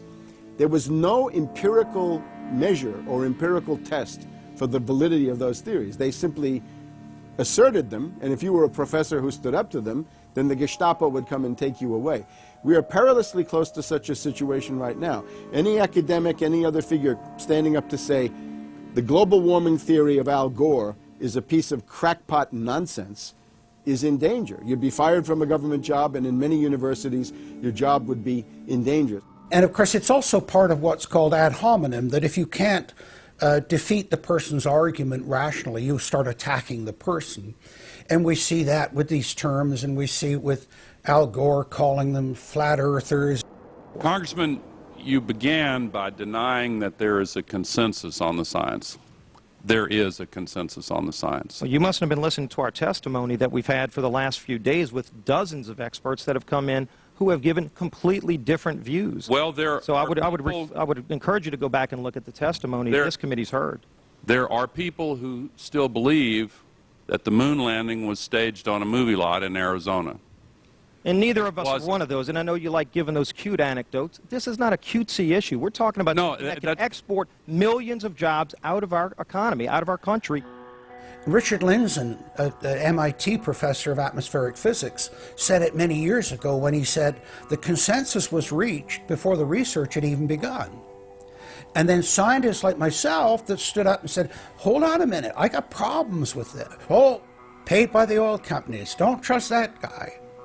What the international scientific community is saying is correct. There is no legitimate basis for denying it. Now, you hear the consensus argument. Well, the majority of scientists. What they're always talking about is, and originally the IPCC was about 3,600 scientists, it's now down to 2,500. That's the people they're talking about. But when you look at it, most of them are bureaucrats. They're not scientists at all. And very, very few of them are actual climate experts. Now, the consequences of that, and whether that's because of man-made CO2, I think are debatable. If CO2 is not causing the climate change, what is? What are the major driving factors? And so they're essentially the ones that are left out by the Intergovernmental Panel on Climate Change. It's unbelievable to me that they can come out and ignore the sun. I mean, everybody knows the sun goes in, it gets cool. You notice that, right? You have an eclipse, the temperature drops, and the birds start to get excited and so on. And when you look at the seasonal changes with the sun, how you can suggest that the sun is not a factor is really quite remarkable. Giving us false scientific information is not going to clean up our environment. Speaking with a lot of promises and innuendo is not going to help clean up our environment. The globalists have co-opted the environmental movement. There are a lot of real environmental problems we face, like genetic engineering, where they're splicing plants, animals, insects, you name it. Toxic waste dumping in the ocean. No one wants to breathe bad air or drink toxic water. But the global carbon tax has nothing to do with that. It's a tax literally on breathing. Go out on the street or talk to your friends, your neighbors. Ask them, hey, should we ban dihydrogen monoxide? It's bad for the environment. The average person will sign your petition calling for the banning of water. That's right. Dihydrogen monoxide is water. It's the same thing with table salt, sodium chloride. And that's exactly what the establishment is doing with carbon dioxide. Ooh, dioxide. It has this scary sounding name. But the truth is, it's one of the 4 elements of life on this planet. Oxygen, carbon dioxide, water, and sunlight. And if the establishment can tax and list as a toxic waste one of those basic 4 building blocks of life, carbon dioxide, they can regulate and control every facet of our lives and shut down any businesses that aren't part of their New World Order. The idea that carbon is a pollutant is essentially a way of saying that humanity is a disease or a cancer that ought to be wiped out. Genocide. People have argued in this environmental coterie around Obama, around Holdren, the theoretician of de-development, who is now the science advisor of the White House, really the anti-science advisor. They've argued that babies are carbon monsters, carbon machines, and that every time you breathe out carbon dioxide, you're part of the pollution of the planet. This is an absolutely anti-human doctrine. They use the environmental movement to promote their real agenda, which is globalization and federalization and power. The advisor to Gordon Brown wants to exterminate 1/2 of the population of the British Isles. Now that's something Hitler might have tried to do, or Stalin. They didn't succeed. Will Gordon Brown do it? You can read this in the statements of these lunatics, radical environmentalists fanatical Malthusians, tree huggers, whatever you want to call them. This is an ideology of genocide which can be documented exhaustively, ad nauseum, out of their own statements. When Gore said the science is settled, that raised red flags amongst the media and then also amongst a lot of other people that sort of knew that that wasn't true, other scientists, and started to look at it. And of course, the more they looked at it, the more they realized, no, science is never settled. What is coming down now is environmentalism is nothing but phony science. Nothing but phony science. And if we really believe in the environment, if we really believe in freedom, if we really believe in truth, we need to get some straight answers. Now, the Kyoto Agreement, of course, was reached in the city of Kyoto. And what was interesting was several things came out of that, but the first thing was that not all countries had to participate in Kyoto, but not all had to take action. Only the developed nations were required to reduce their level of CO2. The developing nations were excluded. Now, of course, at that time, China was, and in some ways you can argue it still is, a developing nation. So it wasn't required to meet any targets under Kyoto, nor was India. The U.S., of course, held out. And what's interesting is that the U.S. Senate voted 95-0 against the Kyoto Accord, even though Al Gore was the vice president at the time. And lucky for him, he didn't have to cast a deciding vote. But so it was 95-0 against it because the U.S. Senate saw, no, this is a socialist distribution of wealth. This is going to cost jobs and economy, and so they scrapped it completely. We're now told that you have to buy carbon offsets. In other words, if you have sinned by having a carbon footprint and by carbon emissions, you've got to buy a carbon offset, which is usually a scam. Somebody claims to have planted an acre of grass in the third world. It never happened. They take your money and laugh all the way to the bank. But they're telling you that in order to cleanse your guilt, you've got to buy a carbon offset. Talk about carbon polluters. You talk about them. It's my understanding that back in 1997, when you were vice president, Enron's CEO, Ken Lay, was involved in discussions with you at the White House about helping develop this type of policy, this trading scheme. And is that accurate? Is it inaccurate? It's been reported. I don't know, but I met with Ken Lay, as lots of people did, before anybody knew that he was a crook. Right, and clearly you can see why so many of us are concerned about this type of cap-and-trade energy tax that would be literally turning over this country's energy economy. I didn't know him well enough to call him Kenny Boy. Well, but you knew him well enough to help devise this trading scheme, and obviously we know what Enron and these big guys on Wall Street like Goldman Sachs, and I know you've got interest with Goldman Sachs. No. Well, that's been reported. Is that not accurate? No, I wish I did. With executives you're partnered in companies with executives from Goldman Sachs. Well, if you're not. Al Gore has got to be the greatest con artist in modern history. This guy claims he invented the internet. Even though it's on record, he's a liar, and he got away with it.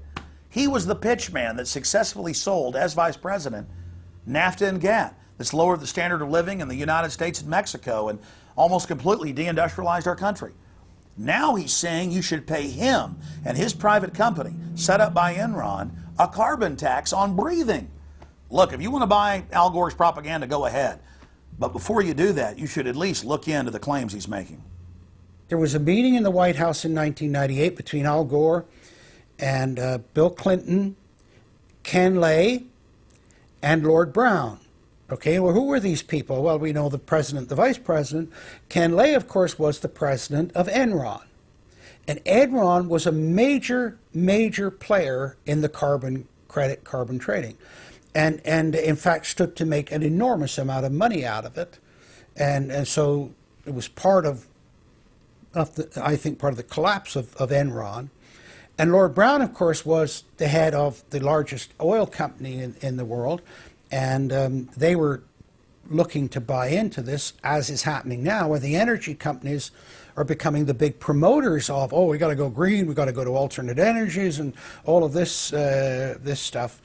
They saw a business opportunity and leapt onto it, and one that would make them look green again.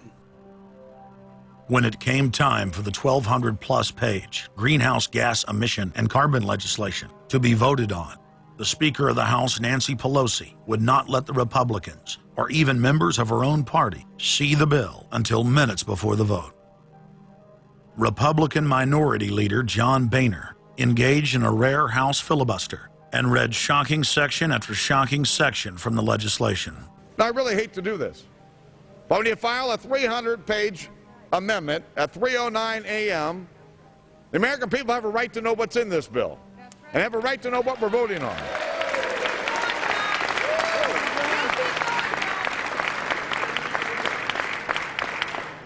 Page 48. Each building code enforcement department receiving a grant under subsection A shall impanel a code administration and enforcement team consisting of at least one full-time building code enforcement officer, a city planner, and a health planner or similar officer. I can take you to Chickasaw, Mercer County in my district. They don't have one full-time person that works for the village, all right, not one. Look at the mandate on every city, village in America right here in this bill.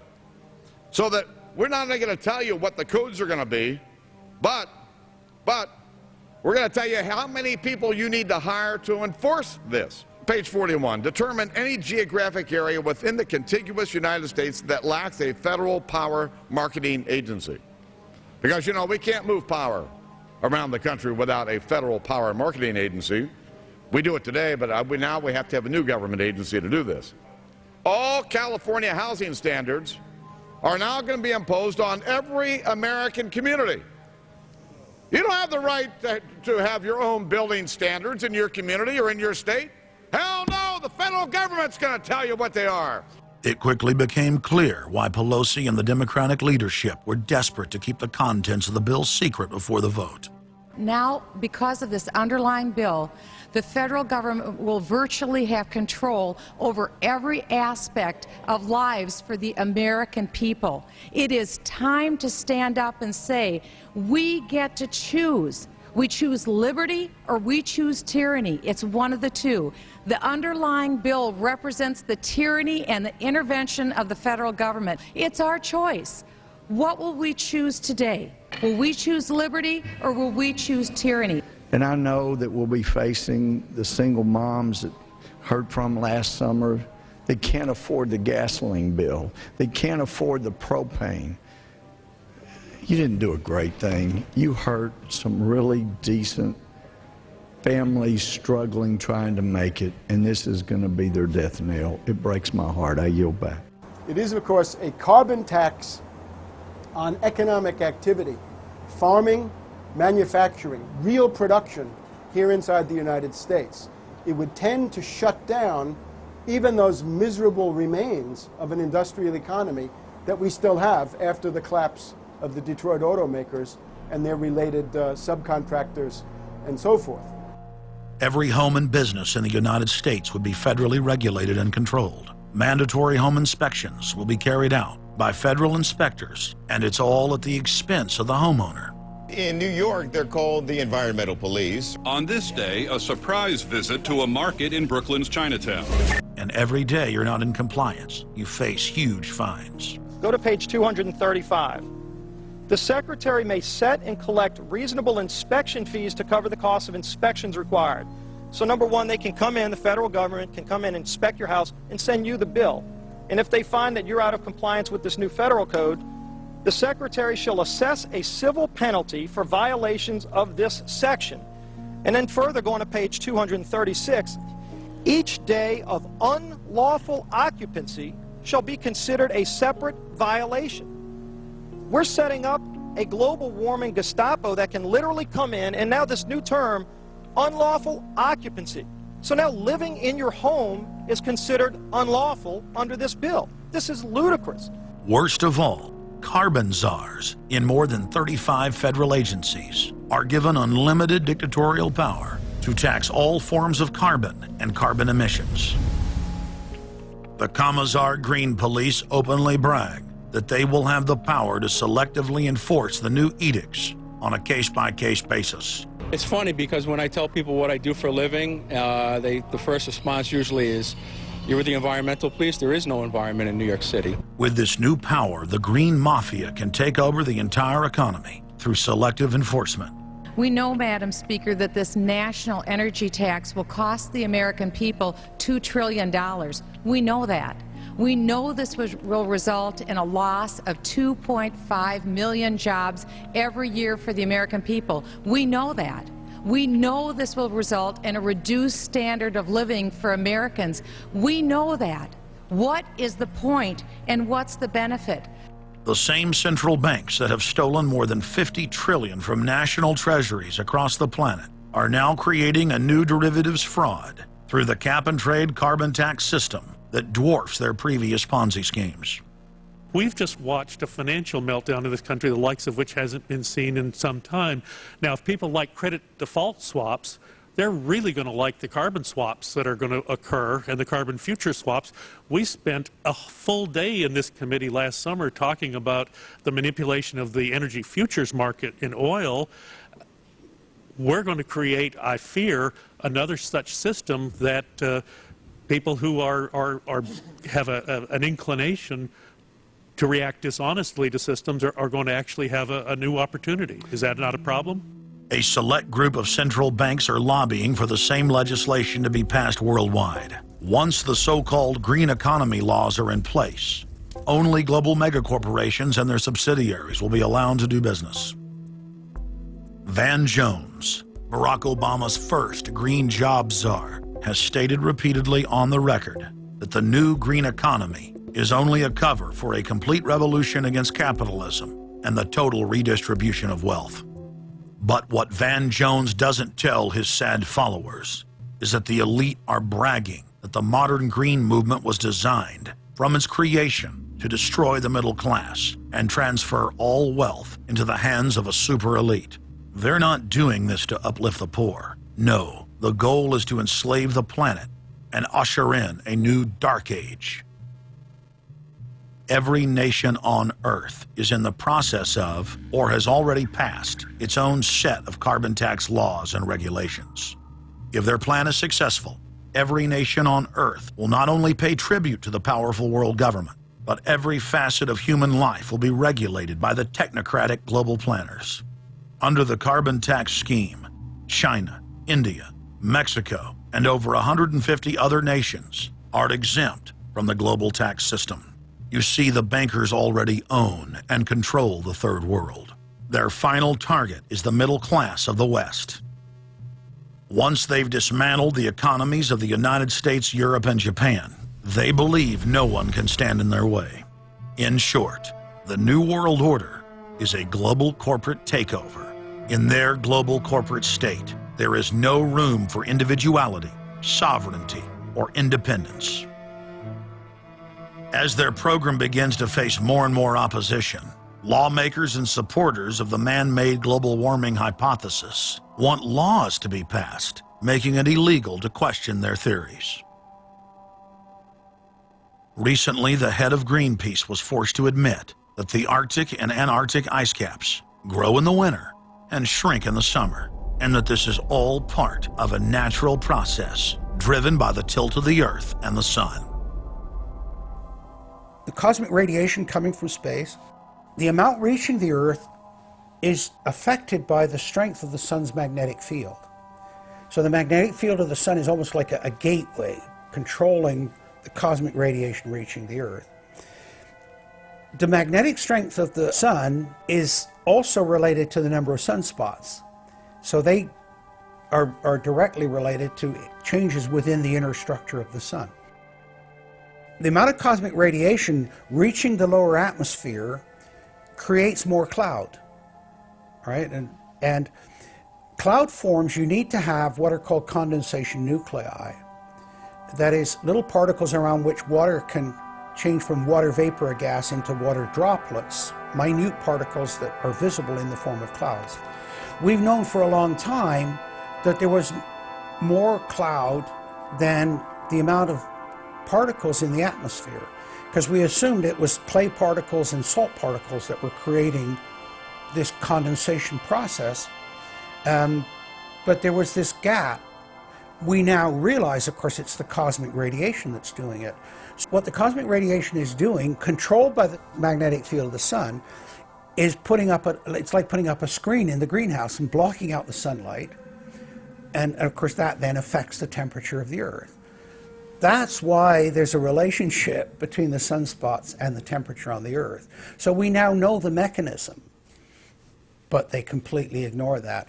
More than 31,000 scientists from across the United States, including more than 9,000 PhDs, from the fields of climatology, atmospheric science, earth science, and hydrology, signed a petition rejecting man-made global warming as a scientific fraud. This shattered the hoax of the so-called consensus that the mainstream media had been pushing for years, that every scientist on Earth believed that man-made global warming was a fact. If the people are able to block their carbon tax takeover, the elite's agenda to establish a planetary world government will collapse. To force their unpopular agenda upon the planet, the controllers are racing to complete the construction of their police state control grid, borrowing from tactics used in the past by communist, fascist, and other totalitarian regimes. Every form of classical textbook tyranny is now being implemented in the West. In the United States, the central government is federalizing local police. State and local officers are in a great position to collect important information on terrorists and their allies, and the Terrorist Screening Center stands ready to help you. This video, produced by Homeland Security, is required viewing for all departments in the U.S. And with the teamwork of local, state, and federal law enforcement, we have an excellent opportunity to see the picture and solve the puzzle before these terrorists can strike again. State, county, and city police now take their marching orders directly from DHS and FEMA. The videos and training manuals turn peace officers, once guardians of the Republic, into secret police. See way down there? There's a woman taking photos of the dam. Someone called 911 and reported a suspicious person. As you guessed, she's going to be a Category 3 hit. And since it's very important that we don't let her know that we know, both the dispatcher and the officer need to make sure she doesn't hear the radio traffic. Stand by. If I could ask you to wait right here, please. Sure. Everyday items and activities are listed as proof that you are sympathizing with shadowy boogeymen of terror. Of course, he's going to keep his eyes open for anything interesting or unusual in the car. That would include cameras, binoculars, video equipment, GPS, maybe things like sleeping bags that suggest they're living out of the car. From their inception, Homeland Security and Northcom were set up to dominate the people and the states, not to fight the CIA-created Al-Qaeda. Patriotic members of the military and law enforcement, at great risk to their lives and careers, have sent this filmmaker federally and internationally produced law enforcement manuals, textbooks, documents, and videos. The MIAC report, distributed to Missouri law enforcement, lists gun owners, libertarians, constitutionalists as potential terrorists. The federally written document went on to list Ron Paul, Bob Barr, and American flag bumper stickers as dangerous paraphernalia linked to white supremacists. Even before 9/11, FEMA was quietly indoctrinating local police to have a hatred of the Founding Fathers and everything our constitutional republic stands for. Who was the first terrorist organization in the United States? Who? Founding Fathers. Founding Fathers. You mean Thomas Jefferson? Oh, yeah. You mean George Washington? Oh, yeah. Paul Revere? Yeah. These guys right here, let me ask you something. Did they try to scare people? Oh, yeah. They tried to intimidate the British. Did they use acts of violence? Your founding fathers, my founding fathers, were involved in acts of terrorism against British officials because they systematically had British officials assassinated. In the old Soviet Union, Nazi Germany, and Maoist China, the police's main job was not fighting crime. In totalitarian forms of government, the police are political enforcers. or commissars as they were known in Russia.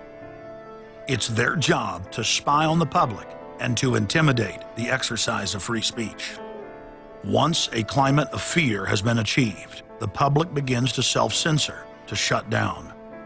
Once the people have been intimidated to withdraw from the field of intellectual battle, the tyrants have a free hand to expand their oppression and looting of the helpless serfs. The average man and woman is in a trance. They get home from work, they don't even talk to their children. They turn the television on, and they let those corporate messages set the agenda in their lives. If we want a revolution against these social engineers and the scientific dictatorship, we have to start getting back to basics, having barbecues, knowing our neighbors, loving our husbands and wives, spending time with our children, and getting back to real human culture. This false corporate culture has been superimposed over our daily lives. The public is literally under a trance. We have to somehow reach out to them and break them out of this trance. And as the globalists destroy our standard of living and bring in their police state, a lot of people are beginning to wake up and realize that what they've been told all their lives was a lie. But it's essential that we, the people, are there to reach out to our fellow Americans and our fellow human beings and show them the truth. But the scientific dictatorship needs more than just a secret police network to carry out their plan. Citizen spies at every level of society have been recruited to keep their eyes and ears focused on everything their neighbors and co-workers are doing and saying. More than 50,000 private sector executives have been recruited by FEMA to secretly serve as deputy FBI informants under the InfraGard program. Now there are more than 75,000 preachers serving FEMA in the clergy response teams. Internal FEMA documents reveal that the majority of America's pastors now serve as agents of the shadow government. They are even instructed on how and what to preach. And as KSLA News 12 Jeff Farrell discovered, the clergy would help the government with potentially their biggest problem, us. From my cold, dead hands. Charlton Heston's famous declaration captures a truly American value, the overarching desire to protect our freedoms. But gun confiscation is exactly what happened during the state of emergency following Hurricane Katrina in New Orleans. U.S. troops also arrived, something far easier to do even now thanks to last year's elimination of the 1878 Posse Comitatus Act. That forbid U.S. troops from policing on American soil. If martial law were enacted here at home, public fears and quelling dissent would be critical. And that's exactly what the Clergy Response Team, as it's called, helped accomplish in New Orleans. Jeff, the primary thing that we say to anybody is let's cooperate and get this thing over with, and then we'll settle the differences once the crisis is over. Such clergy response teams would walk a tightrope between the needs of the government versus the wishes of the public. In a lot of cases, these clergy would already be known in the neighborhoods in which they're helping to defuse that situation. For the clergy, one of the biggest tools that they will have in helping calm the public down or obey the law is the Bible itself, specifically Romans 13. Because the government is established by the Lord, you know, and that's what we believe in the Christian faith. That's what's stated in the Scripture. They prepare their flocks like sheep to the slaughter for gun confiscation, forced inoculation, and they tell them that it is a blessing to have their families broken up and put into FEMA camps. Irland, Frankreich, Portugal, Spanien, die Schweiz, Liechtenstein, Luxembourg, Poland, Ungarn, Romania. Adolf Hitler bragged that his most powerful domestic tool, used by the Nazis to control the people, was the servile clergy. And his favorite Bible verse was Romans 13, render unto Caesar. Either you are with us or you are with the terrorists. The scam was launched as a simple bait and switch. The government recruited the public by telling them that they were needed in the fight against Al-Qaeda. But from day one, over 90% of their training and operations focus on demonizing, surveilling, and harassing anyone who stands against their takeover. The Department of Homeland Security calling on firefighters to take on a new role in the war on terror. The idea to be the eyes for the U.S. government when they're inside a home. Now, unlike police officers, firefighters don't need a warrant to go into private houses. And critics say that's where things get sticky. Cable company repairmen, truck drivers, maid services, and hundreds of other professions that go inside homes and businesses without warrants are now on the government's payroll as citizen snitch spies. But Big Brother doesn't stop there. Children are being indoctrinated inside the public schools nationwide to spy on their parents. You can give information without having to give your name. You guys can get paid for good tips up to $200. The New York Times praised public school programs in the United States and England that are training children to report their parents for eco-crimes, like taking a hot bath or letting the water run while you brush your teeth. All of that violates their carbon footprint credit allotment.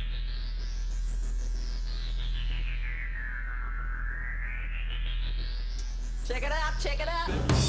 And that's where we come in. We're the carbon cops and we're on the lookout for energy wasters. Our job is to get all Australian households to cut their carbon emissions. So Carbon Cops is a program that looked at energy use in a domestic sense. We went into people's houses and got them to reduce their energy use by 50%. Sadly, the Boy Scouts of America have now contracted with the Department of Homeland Security and are now training more than 20,000 Boy Scouts in anti-terror urban warfare mount training. The federal grants are very specific. The Scouts are trained to carry out seek and destroy missions against disgruntled veterans of the U.S. Armed Forces. Good evening, everyone. Homeland Security is enlisting some unlikely new recruits to fight terrorism and help with other emergencies. The Girl Scouts. Girl Scouts across the country and here in East Tennessee are now taking part. 9-year-old Elise Murphy has already earned a lot of Girl Scout patches. And now, every member of the 3.4 million Girl Scouts of America is now being trained by the Federal Emergency Management Agency to aid and support Homeland Security in disaster and anti-terror operations. One of the things that if you talk to our generals, they are desperate for is a civilian counterpart to our military forces. Everybody somewhere between the ages of 18 and 25 will serve 3 months of basic training and understanding in a kind of civil defense. So is this compulsory then? Well, you have to, in a sense, it's required of everybody, 18 to 25, 3 months, and at some point at that point you do it. Creating citizen armies in one way is, it's disgusting, because what you do is you get young kids and you can mold their minds easily. And we saw them chanting and crying, and they'll follow any leader, whether it's in a black shirt, a brown shirt, a red shirt, whatever the shirt might be. Another branch of Homeland Security, the Corporation for National and Community Service, is setting up literally hundreds of other private uniformed youth groups. The White House has introduced legislation to establish forced national service for all Americans between the ages of 16 and 64. In 2008, the North American Military Governorship, known as NORTHCOM, announced that they had deployed 4,000 regular Army troops inside the United States to deal with civil unrest because they knew that their offshore masters were about to rob the United States blind. In 2009, the Pentagon requested funding from Congress to deploy 379,000 military personnel in thousands of communities across the United States. And now, legislation has been introduced in Congress to expand a system of FEMA concentration camps across the United States under the National Emergency Centers Act, H.R. 645. The Republic is hanging by a thread. The last vestiges of our free system of government are being swept away. You know, you got time to watch baseball, you got time to watch football, you got time to entertain yourself, but I think a knowledgeable public we're losing, and we've got to get people back on track to paying attention, because if you don't pay attention to your government and what they're doing, you're going to pay some dire consequences for it. Unless we become active and become influential in the power centers of society, there's nothing we can do about it. Just knowing about it is not enough. And as long as we are given at election time an option between the Republican candidate or the Democrat candidate, both of whom have been selected by members of the Council on Foreign Relations and both of whom have the same general policies, that's not going to change anything either. So the real issue is, so what? And the answer is we've got to recapture control of the power centers of society. The people have a decision to make. Our nation has been seized in the jaws of a global corporate takeover. The republic is passing into history. We're losing our freedoms. And it's up to every man, woman, and child in the United States to decide whether we're going to be fooled by the slick propaganda of the social engineers or whether we're going to restore the republic. The values expressed by our founding fathers and the Declaration of Independence and other documents are very important to these times, and it's now our chance to manifest those documents. Now is the time for all good men to come to the aid of their country, because the country is being stolen from us in broad daylight. Not only stolen metaphorically, but financially as well. The numbers don't lie. The American people, having been educated as to the truth, then have to rise up and demand and get a government that starts serving them. We need a change, and it isn't going to come from Democrats and Republicans.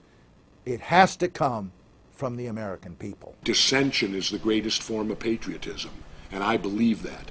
Because if you don't hold your elected officials' feet to the fire and pay attention, you are going to get bad government. So it's imperative for all of us. It's our job as citizens of this great country to pay attention. This is our last chance to not relive history. Hundreds of nations have fallen to tyranny in the last century alone. America is a prize coveted by the despotic megacorporations that now dominate our planet. If their world government is truly to rise, freedom and the republic for which it stands must fall. Now is the time for all good men and women to come to the aid of their country. One of the greatest events in history is taking place before our very eyes. For many generations into the future, our progeny will look back on this time as either a place where humanity rose to the challenge and made a stand against the forces of darkness, or as a time when the planet fell into the grip of a merciless high-tech tyranny.